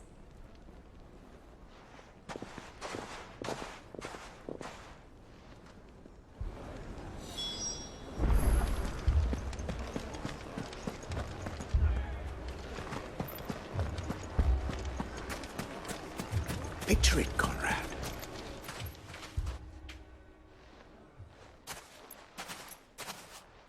Ah, here she is. The Lady of the Spear herself. Conrad, may I introduce you to Jane, commander of the Red Wings, the oldest mercenary guild in the Free Cities. A pleasure, my lady. The pleasure is all mine. As I told you, I summoned the commander here from Canver to inquire about a contract. Victor says you told him no. That there aren't any men left to hire. Is that true? True as the crystals cracked. Nobles came and claimed every last one worth his salt. And not just from us Red Wings. You know of the 7 high houses. There must be 2 swords assigned each one. Granted, we have a few boys left. If it's boys you're looking for. Well, Conrad, are you saying that Dalamil's finest cannot defend this town better than a gaggle of unblooded striplings? That a band of beardless youths could better avenge the deaths of your brave men than you yourselves? Absolutely not. We'll show those bastards who they're dealing with.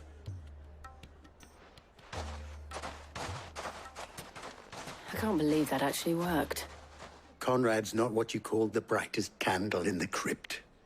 And there's a reason why I had you do the talking and not Sid. Well played, my lady.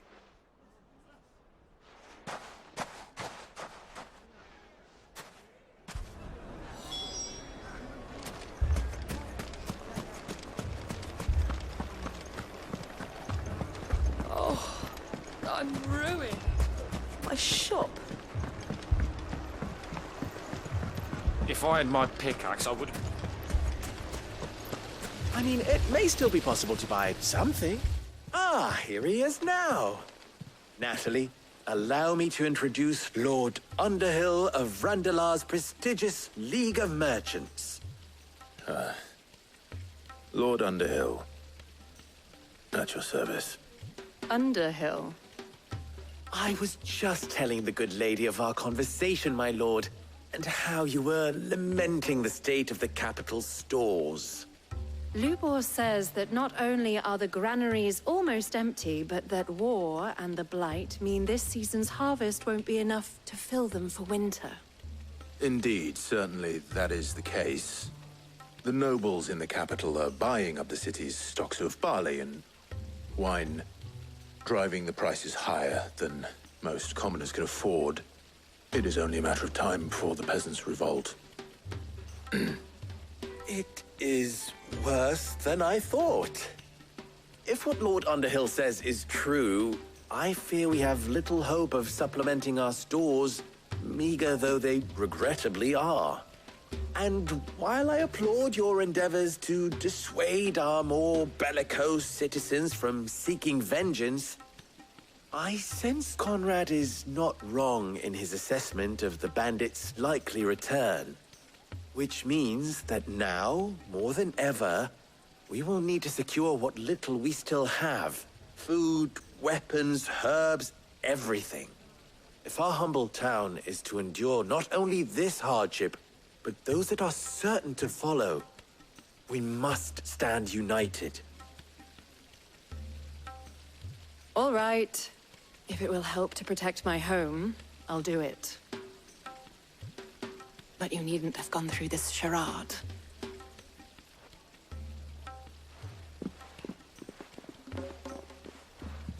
Thank you, Clive. Your performance was nothing if not workmanlike. She saw right through it. I didn't say it was good, merely that it produced the desired effect. Now, my scouts should be returning shortly. Meet me back at the Briar's Kiss, and we shall see what we face.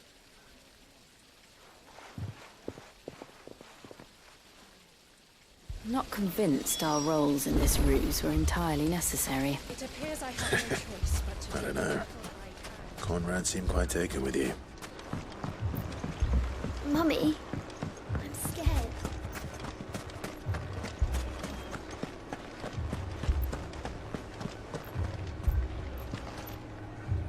Good news, Cid. Both Conrad and Natalie have somewhat gracefully accepted their new roles. With time, they may even learn to... Time no longer appears to be the luxury it was before lunch. I take it your scouts found the bandits.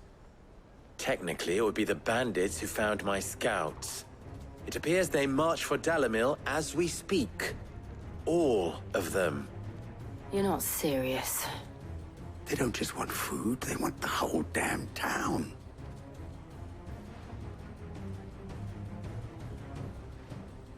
I have a favor to ask. I'm told the bandits march in two groups, one from the south and one from the desert, in a move doubtless intended to stretch our already gossamer-thin defenses. Very well. Jill and I will meet those from the desert. But what of the rest? The rest, my friend, the city shall fight. Together. The stakes, I concede, are high. But if this does not unite Dalimil, nothing will. That is a lot of faith to put into those who had their hands around each other's throats but a moment ago. Then it will be for us to see that their hands are kept occupied. And I do mean us. I thought you might say that. We'll hold them off for as long as we can. And we will do the same.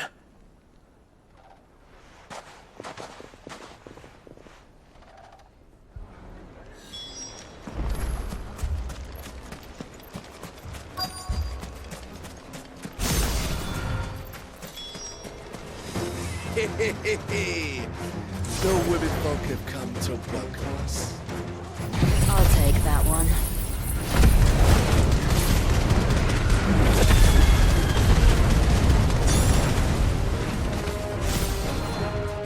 It's all yours.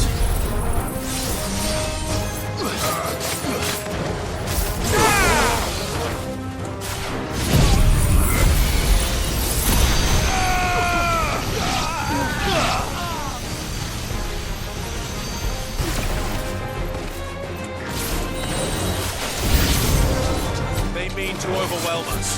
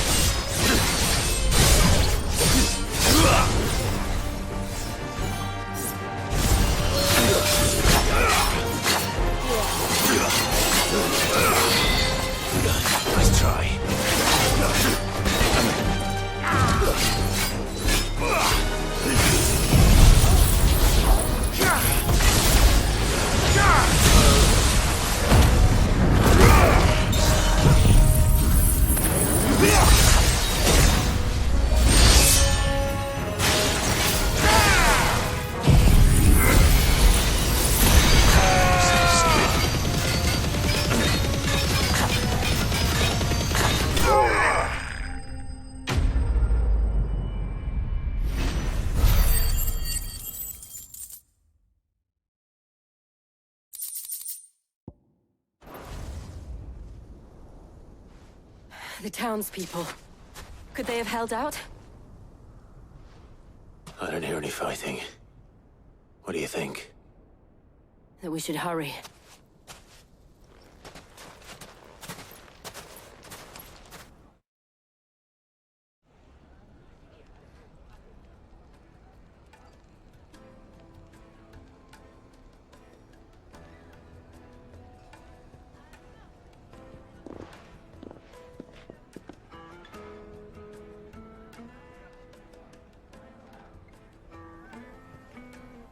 Natalie, I owe you an apology. You did well out there.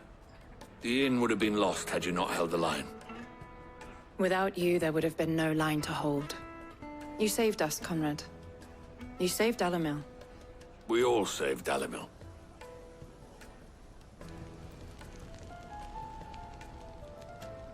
Conrad seems to have had a change of heart. I'd say they both have. I take it from your presence that our visitors from the desert won't be joining us either. Pity. The plan worked, Sid. Granted, it only took an army of bloodthirsty bandits at our gate. Calm now, Victor. Why quibble over the details? We are united, and that is all that matters. As for you, Sid, you fight considerably better than you act. I'll take that as a compliment.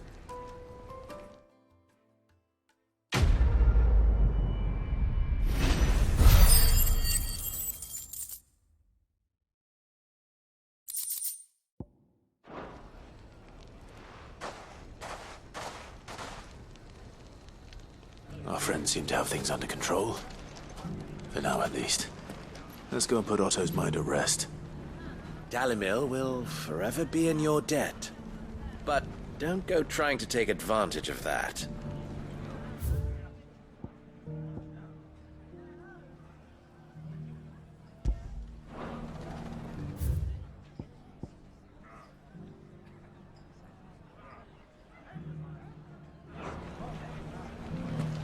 So, where did you go?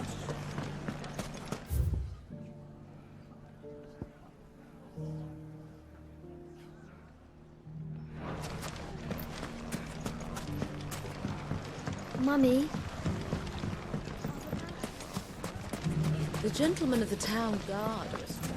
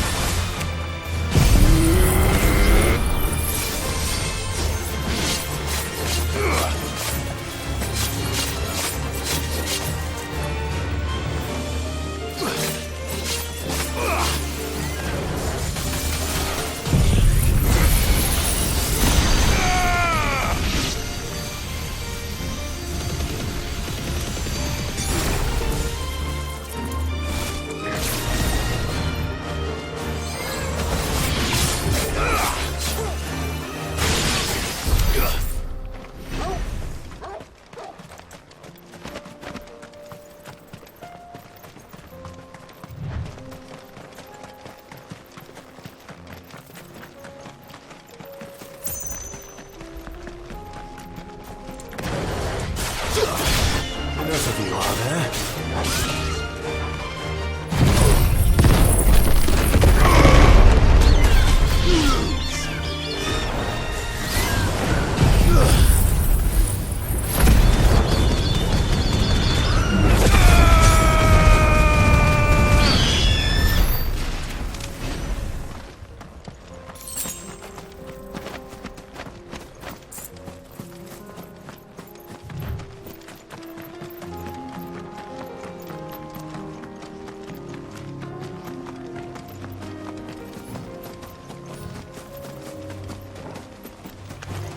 No mistakes.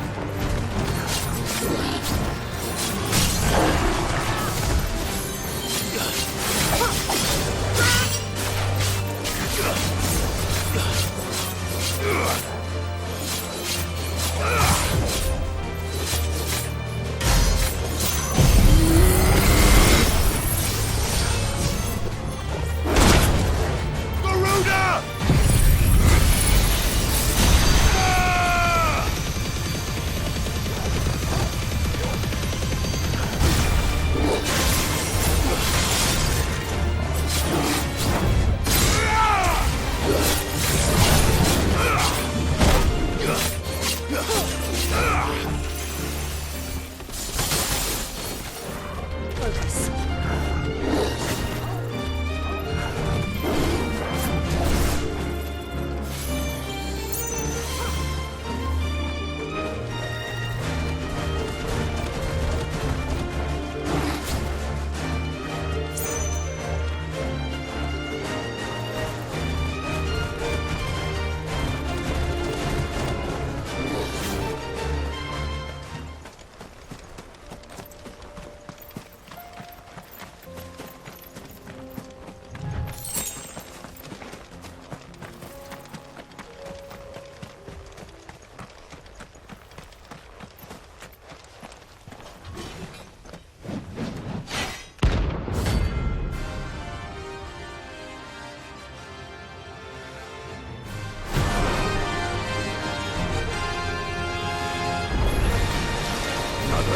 Forsaken soul, eh? Only those who have nothing come here. So empty your pockets.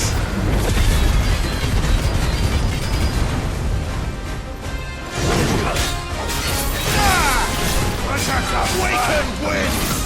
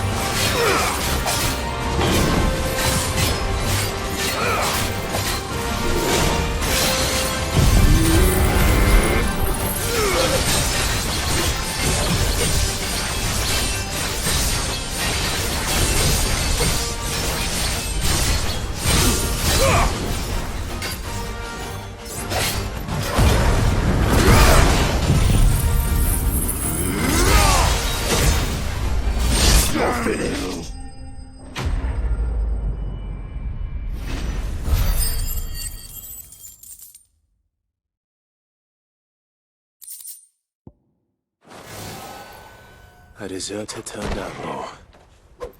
We were more similar than he knew.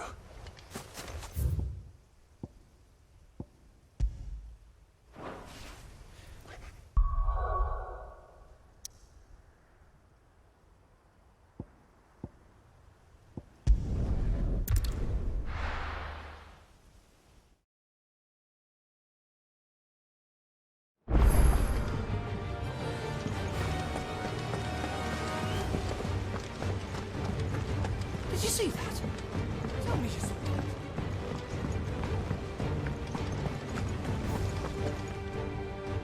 that. Was wondering when you turn up. Had owls from all our friends thanking you for your timely intervention. How is it you always manage to arrive at just the right moment? Luck, I suppose. Any word on the rest of the realm? Let's see. Storm's still crying out for Mother Crystals.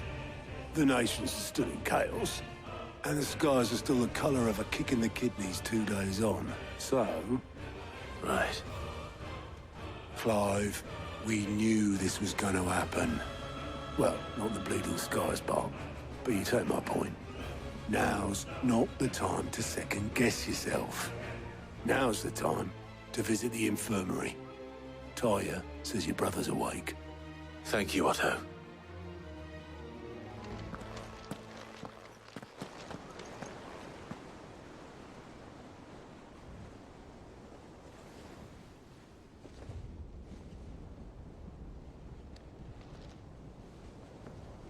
So it was not Sylvester, but Olivier who served as Ultima's puppet. And when Dion learned of this, he sought to slay the fiend.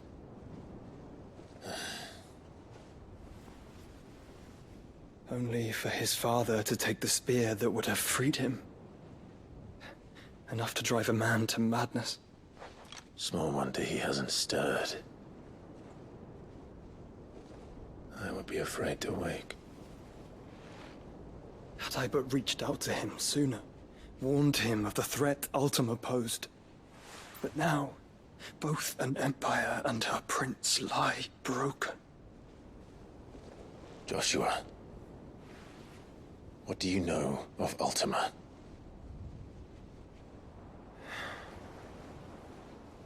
Very little, I'm afraid. Despite my best efforts. 18 years ago, as I lay buried beneath the rubble of Phoenix Gate, 'twas not death who came for me, but another. And it was while in my rescuer's care, I first heard of Ultima. I've been chasing his shadow ever since. Ultima is driven by some deep, dark purpose, and for whatever reason, it would seem you are crucial to his designs. He will stop at nothing to have you, even if that means toppling an empire. But why me? What possible use could I be to such a creature? That is one of many answers that have eluded me. Yet, I am certain of this. It is not mere chance. You were chosen for a reason.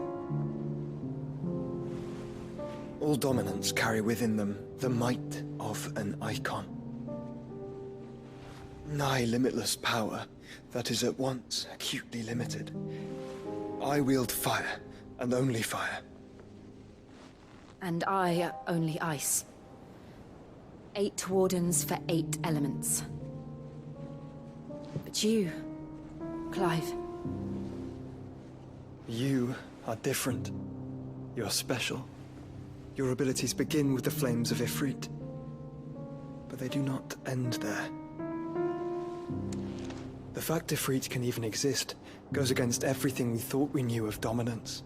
Perhaps Ultima has been waiting for one such as you, whose potential is truly limitless. I've encountered that thing several times now. If it or he, as you say, needs me, why hasn't he claimed me as he did the boy? Were I to hazard a guess, I'd say the two of you are somehow incompatible. His mind not properly attuned to your body. His mind? Mind, awareness, spirit, call it what you wish. but I believe Ultima to be an embodiment of the concept. It is why I struggle and fail to contain him here inside me. I'm sorry.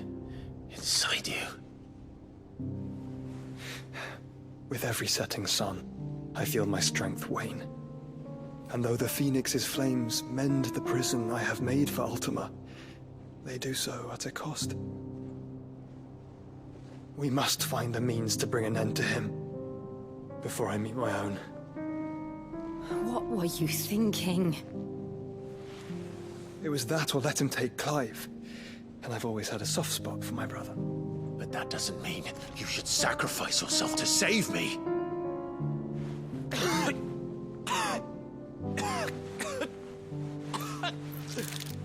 Joshua! Clive! It's Gav! There's an army of Akashic at the gates of Canver.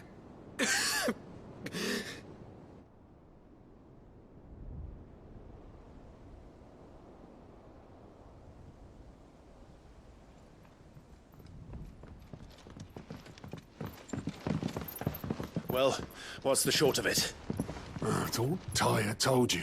The capital of the Free Cities is under siege by an army of monstrosities. The City Guard are doing their best to stem the tide, but numbers ain't on their side. What of Lord Byron and Mid? Were they able to escape? No, but they're all right for now. They're hiding with Gav at midship. We have to get them out of there.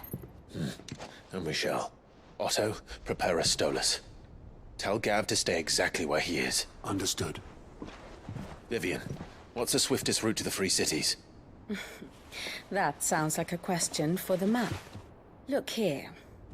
This road, through Tabor, should provide the least trouble. Good. What a coincidence. Tabor is exactly where I'm bound. Joshua, Bed is where you should be bound. You don't think I told him the exact same thing? Were Tyre not such a talented healer, I would surely have been inclined to agree. But, thanks to her ministrations, I feel I may safely rejoin my attendant, who was to wait for me in Tabor if we became separated.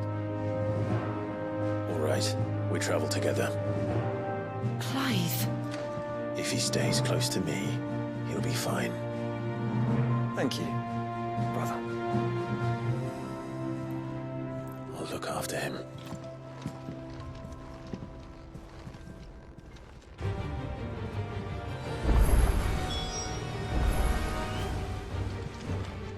You know how I feel about this, but your brother's stubbornness knows no bounds. I'm starting to think it runs in the family.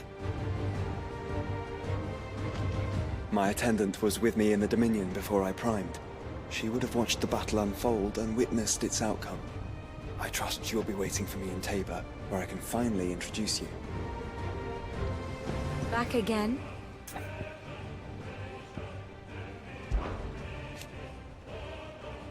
And how could it not? But are we any better?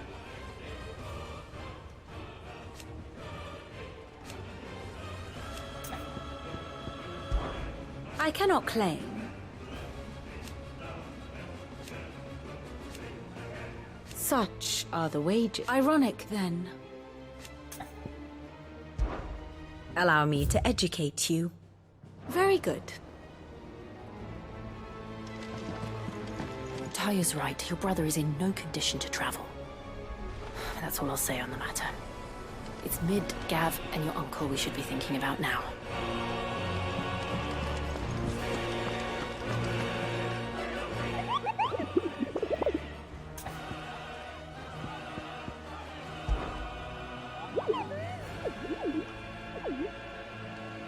What did you find down there?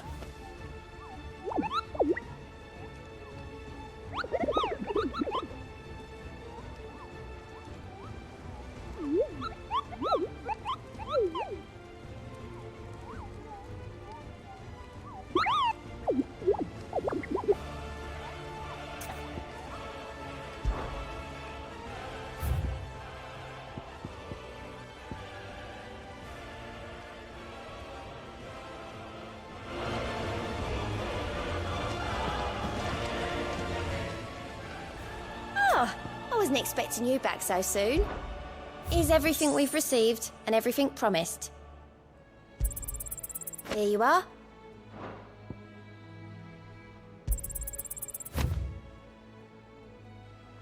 All yours.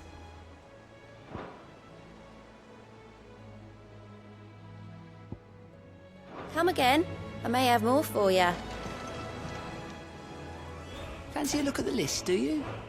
You watch yourself out there, all right?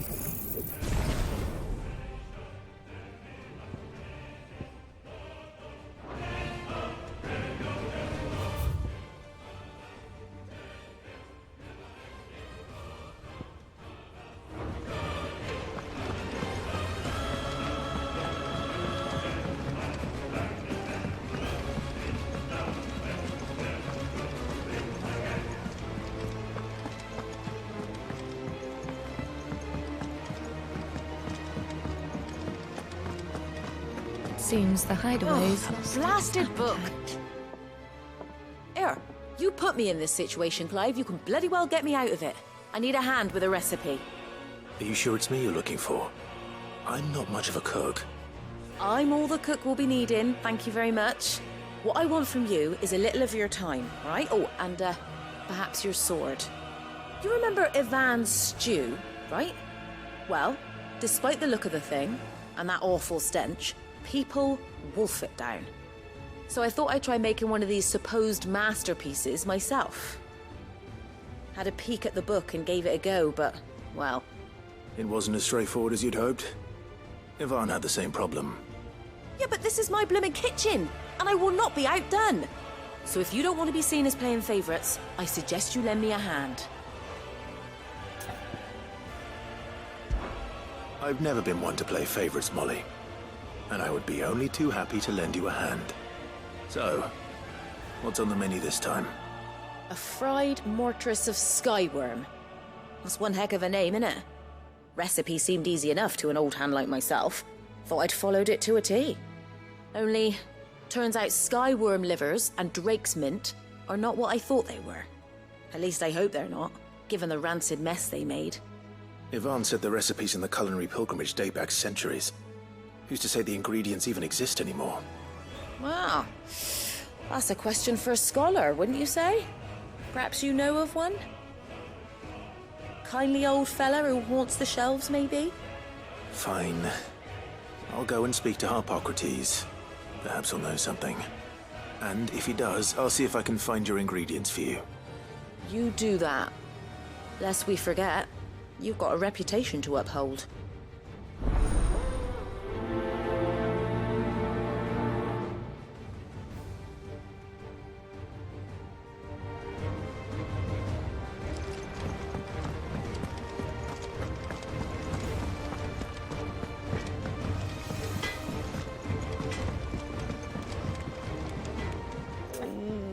What am I gonna do? Oh. But no more.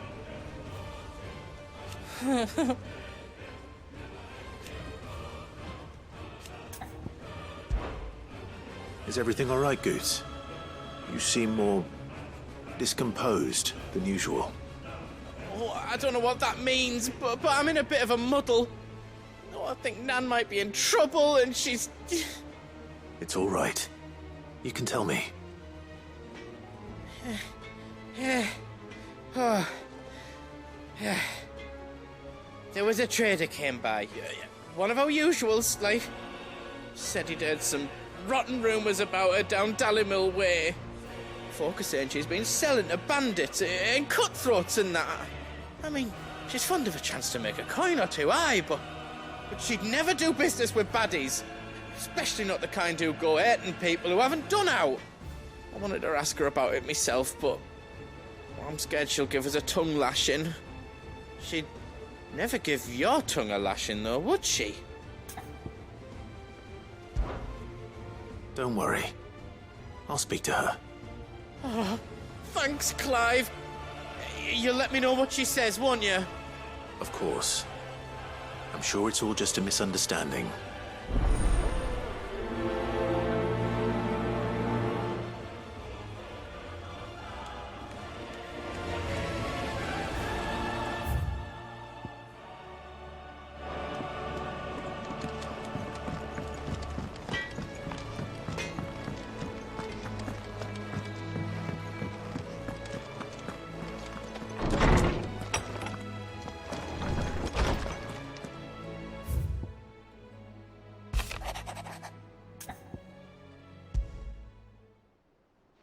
Rutherford. Wasn't that the name of my uncle's manservant? Why would he be at Martha's Rest?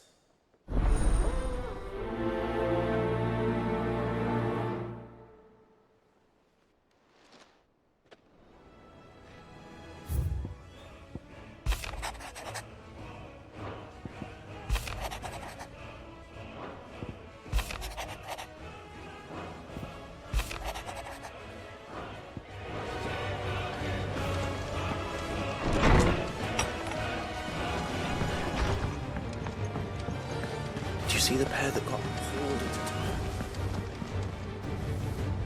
Lady Karen, how's business?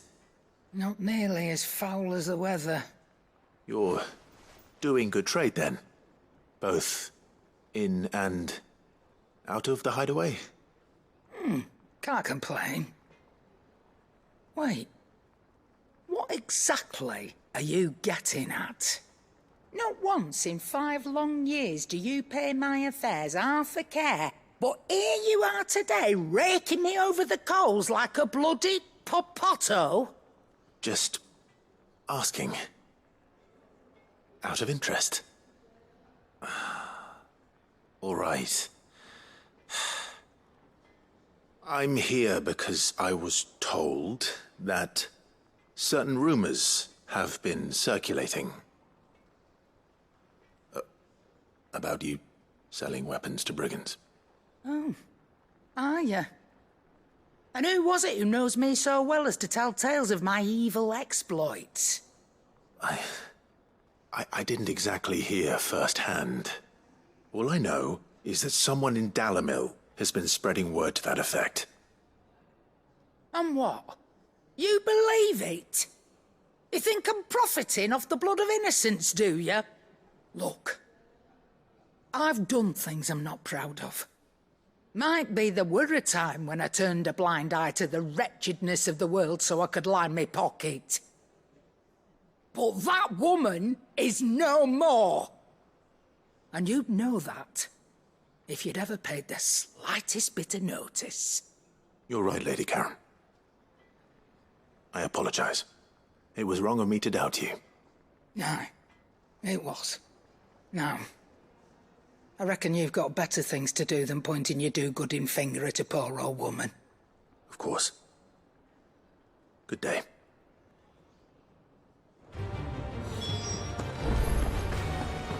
Seems the hideaway is...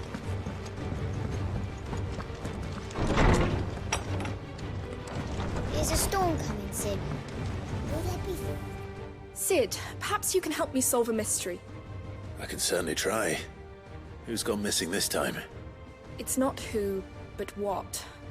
Mid's scales, the ones she made for her workshop. I borrowed them to teach the little ones about weight, and shortly after the lesson, well, they vanished. My first thought was that they'd taken them off somewhere to play, but when I asked, they swore they had nothing to do with their having disappeared. Which almost certainly means they had everything to do with it. Perhaps a visit from Sid will jog their memories. I think it just might. Thank you. I don't like to imagine that my pupils would lie to me. But if they have, I'll have no choice but to discipline them accordingly. They were in the atrium when I last saw them, as always.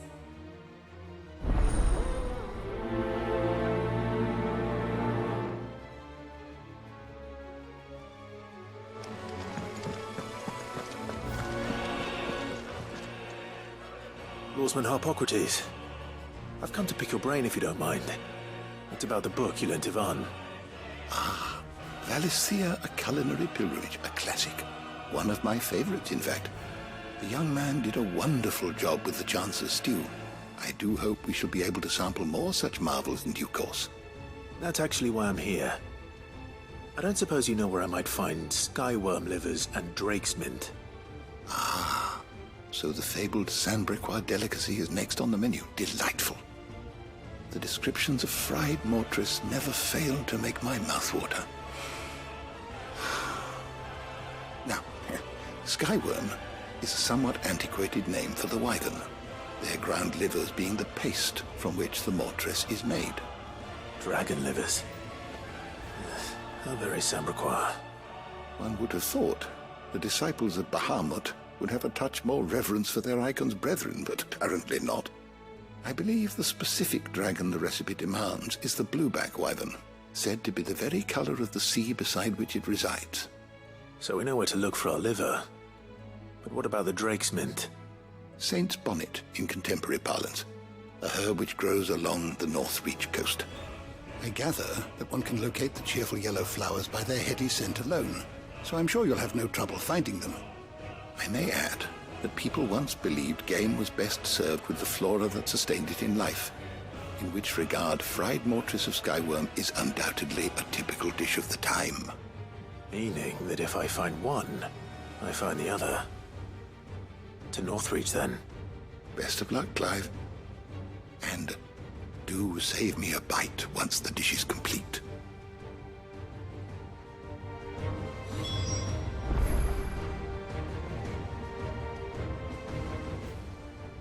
Good morrow to you, my friend. One can only speculate as to why fried mortris of skyworm might have fallen out of favor. Perhaps the rampant popularity of the dish led to a decline in the blueback wyvern population. Or perhaps fashion is to blame. A sprig of cheerful yellow drake's mint pinned to the lapel was once quite the statement among Sanbreque's fashion-conscious nobility. Regardless, the only place you'll now find both herb and dragon is on the coast near Northreach. Thank you for indulging an old man. Is a storm coming soon?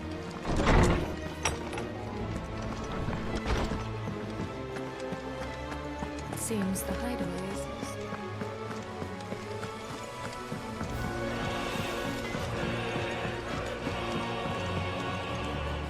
I spoke with Lady Karen. What did she say? That the rumors were unfounded, and that I was a fool for thinking they might hold any truth, along with some other things that made her feelings clear. And while it sounds like she may have done things she regretted in her past, she says those days are behind her. Oh, well, that's good. I knew Nan wasn't caught up in out bad. But why would people say she was? What did she ever do to them? It's not right. No, it's not. But people do things for all sorts of reasons. Perhaps we'll never know. Well, I'm going to find out. That trader, he said they were all talking about her in Dalimil. So that's where I'm going.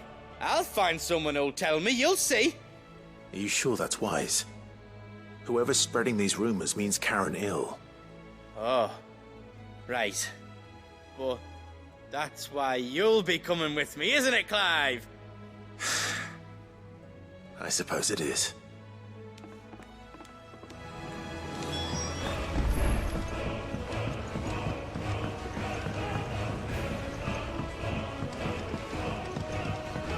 I heard the Emperor was in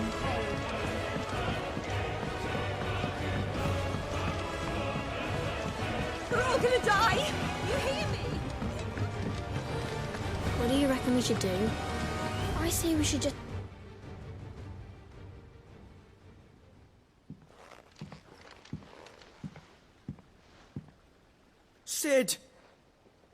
Hard at your studies, I see. And what is that? It's not a set of scales, is it? No. Of course it isn't. Well, not anymore, it's not. Oh, And just how long hasn't it been one? we're sorry. But we didn't break them. We dismembered them. Just like Miss Mididol showed us. Miss Mididol? And why would she have you dismembering her creations? Because that's the only way to become a ninja-neer. Miss Mididol said, the best way to see how something works is to take it apart and put it back together again. Well, then your work is already half done. Carry on. About that. The taking apart was easy enough, but it's the putting back we can't work out. Speak for yourself. The heavy thing goes at the bottom. Then...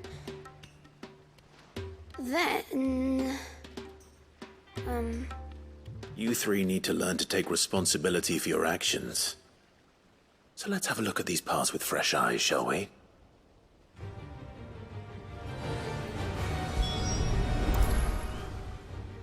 All right. Everything here was once part of Miss Mididol's scales. Every piece has its own role to play, and each is just as important as the others. If even one of them is missing, the scales won't work. So let's think about what those roles might be. You already know one of the pieces. The body. Its role is to support everything else. But what of the others?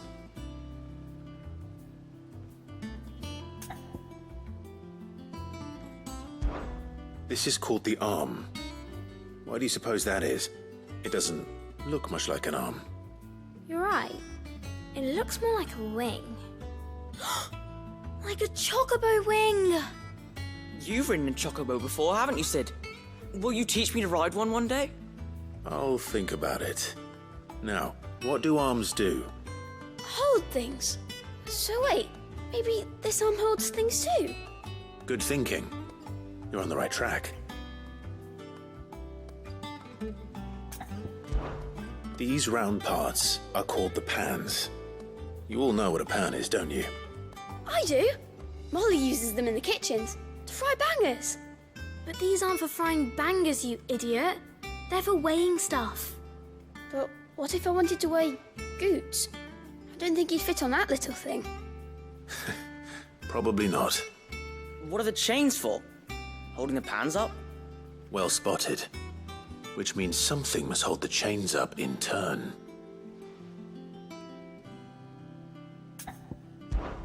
This tiny piece is what's called a cogwheel, or gear. Have you ever seen one before? I have. Miss Mididol's dungeon is full of them. Most are on the floor. She puts them in all her inventions.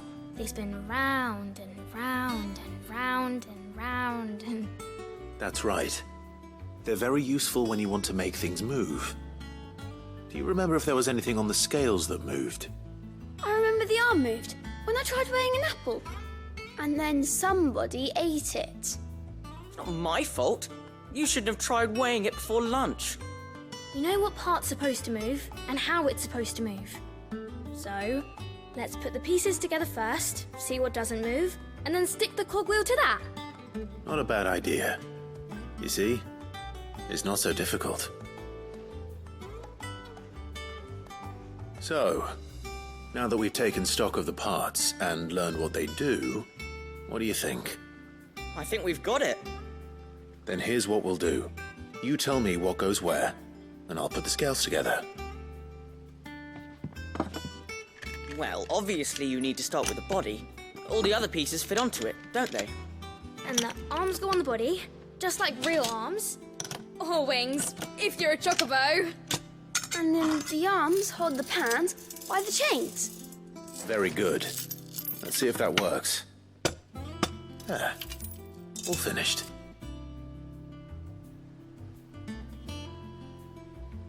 Yes! We did it! Well, with Sid's help. Oh, I just put the pieces together. It was you three engineers who showed me how. That's right. We're Miss Mididol's hares. Her hairs? Yeah.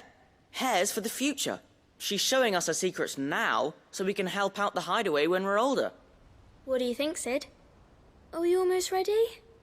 With a little more help from Miss Midadol and Miss Shirley, I'd say it won't be long at all. You hear that? It won't be long. Until then, though, do try to be honest with Miss Shirley.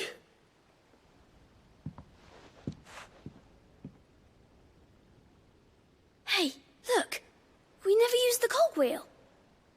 You don't think Sid forgot about it, do you?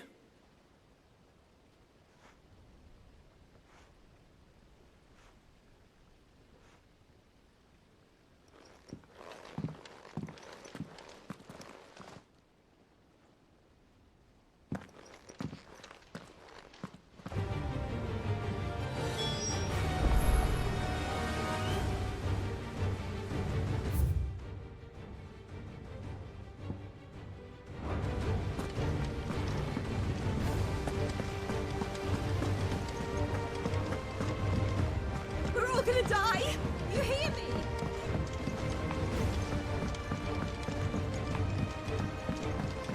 I heard the Emperor was impaled on his...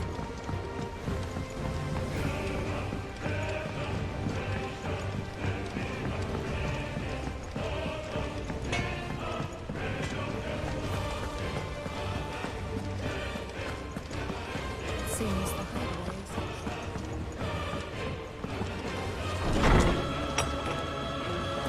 Is a storm coming, Sid? Will there be... Well, did you solve the mystery? It was as you thought. The children had the scales, or the parts of them at least. They dismantled them to see how they worked. Oh, no, Mid will have my head. Thankfully she won't. This might even have been her idea. Although I was the one who ended up teaching the lesson. I'm so sorry, Sid. I know how busy you are. I shall see that the children are properly punished. Please, there's no need. Mid seems to have taken the three of them under her wing. She's even calling them her heirs. She'd have them follow in her footsteps. And her father's. I see.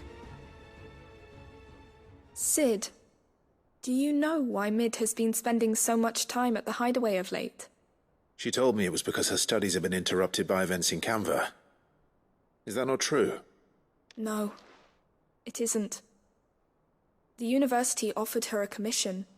In exchange for full tuition, room and board, they asked her to oversee the design of several new war engines. To anyone else it would be an opportunity, but to Mid, who lost both her parents to war, it was a bitter pill. One she was none too keen to swallow. But that should come as no surprise. She's only ever cared about bringing people hope. The very last thing war can be said to do. Which explains her heirs. She's working to give them a better life.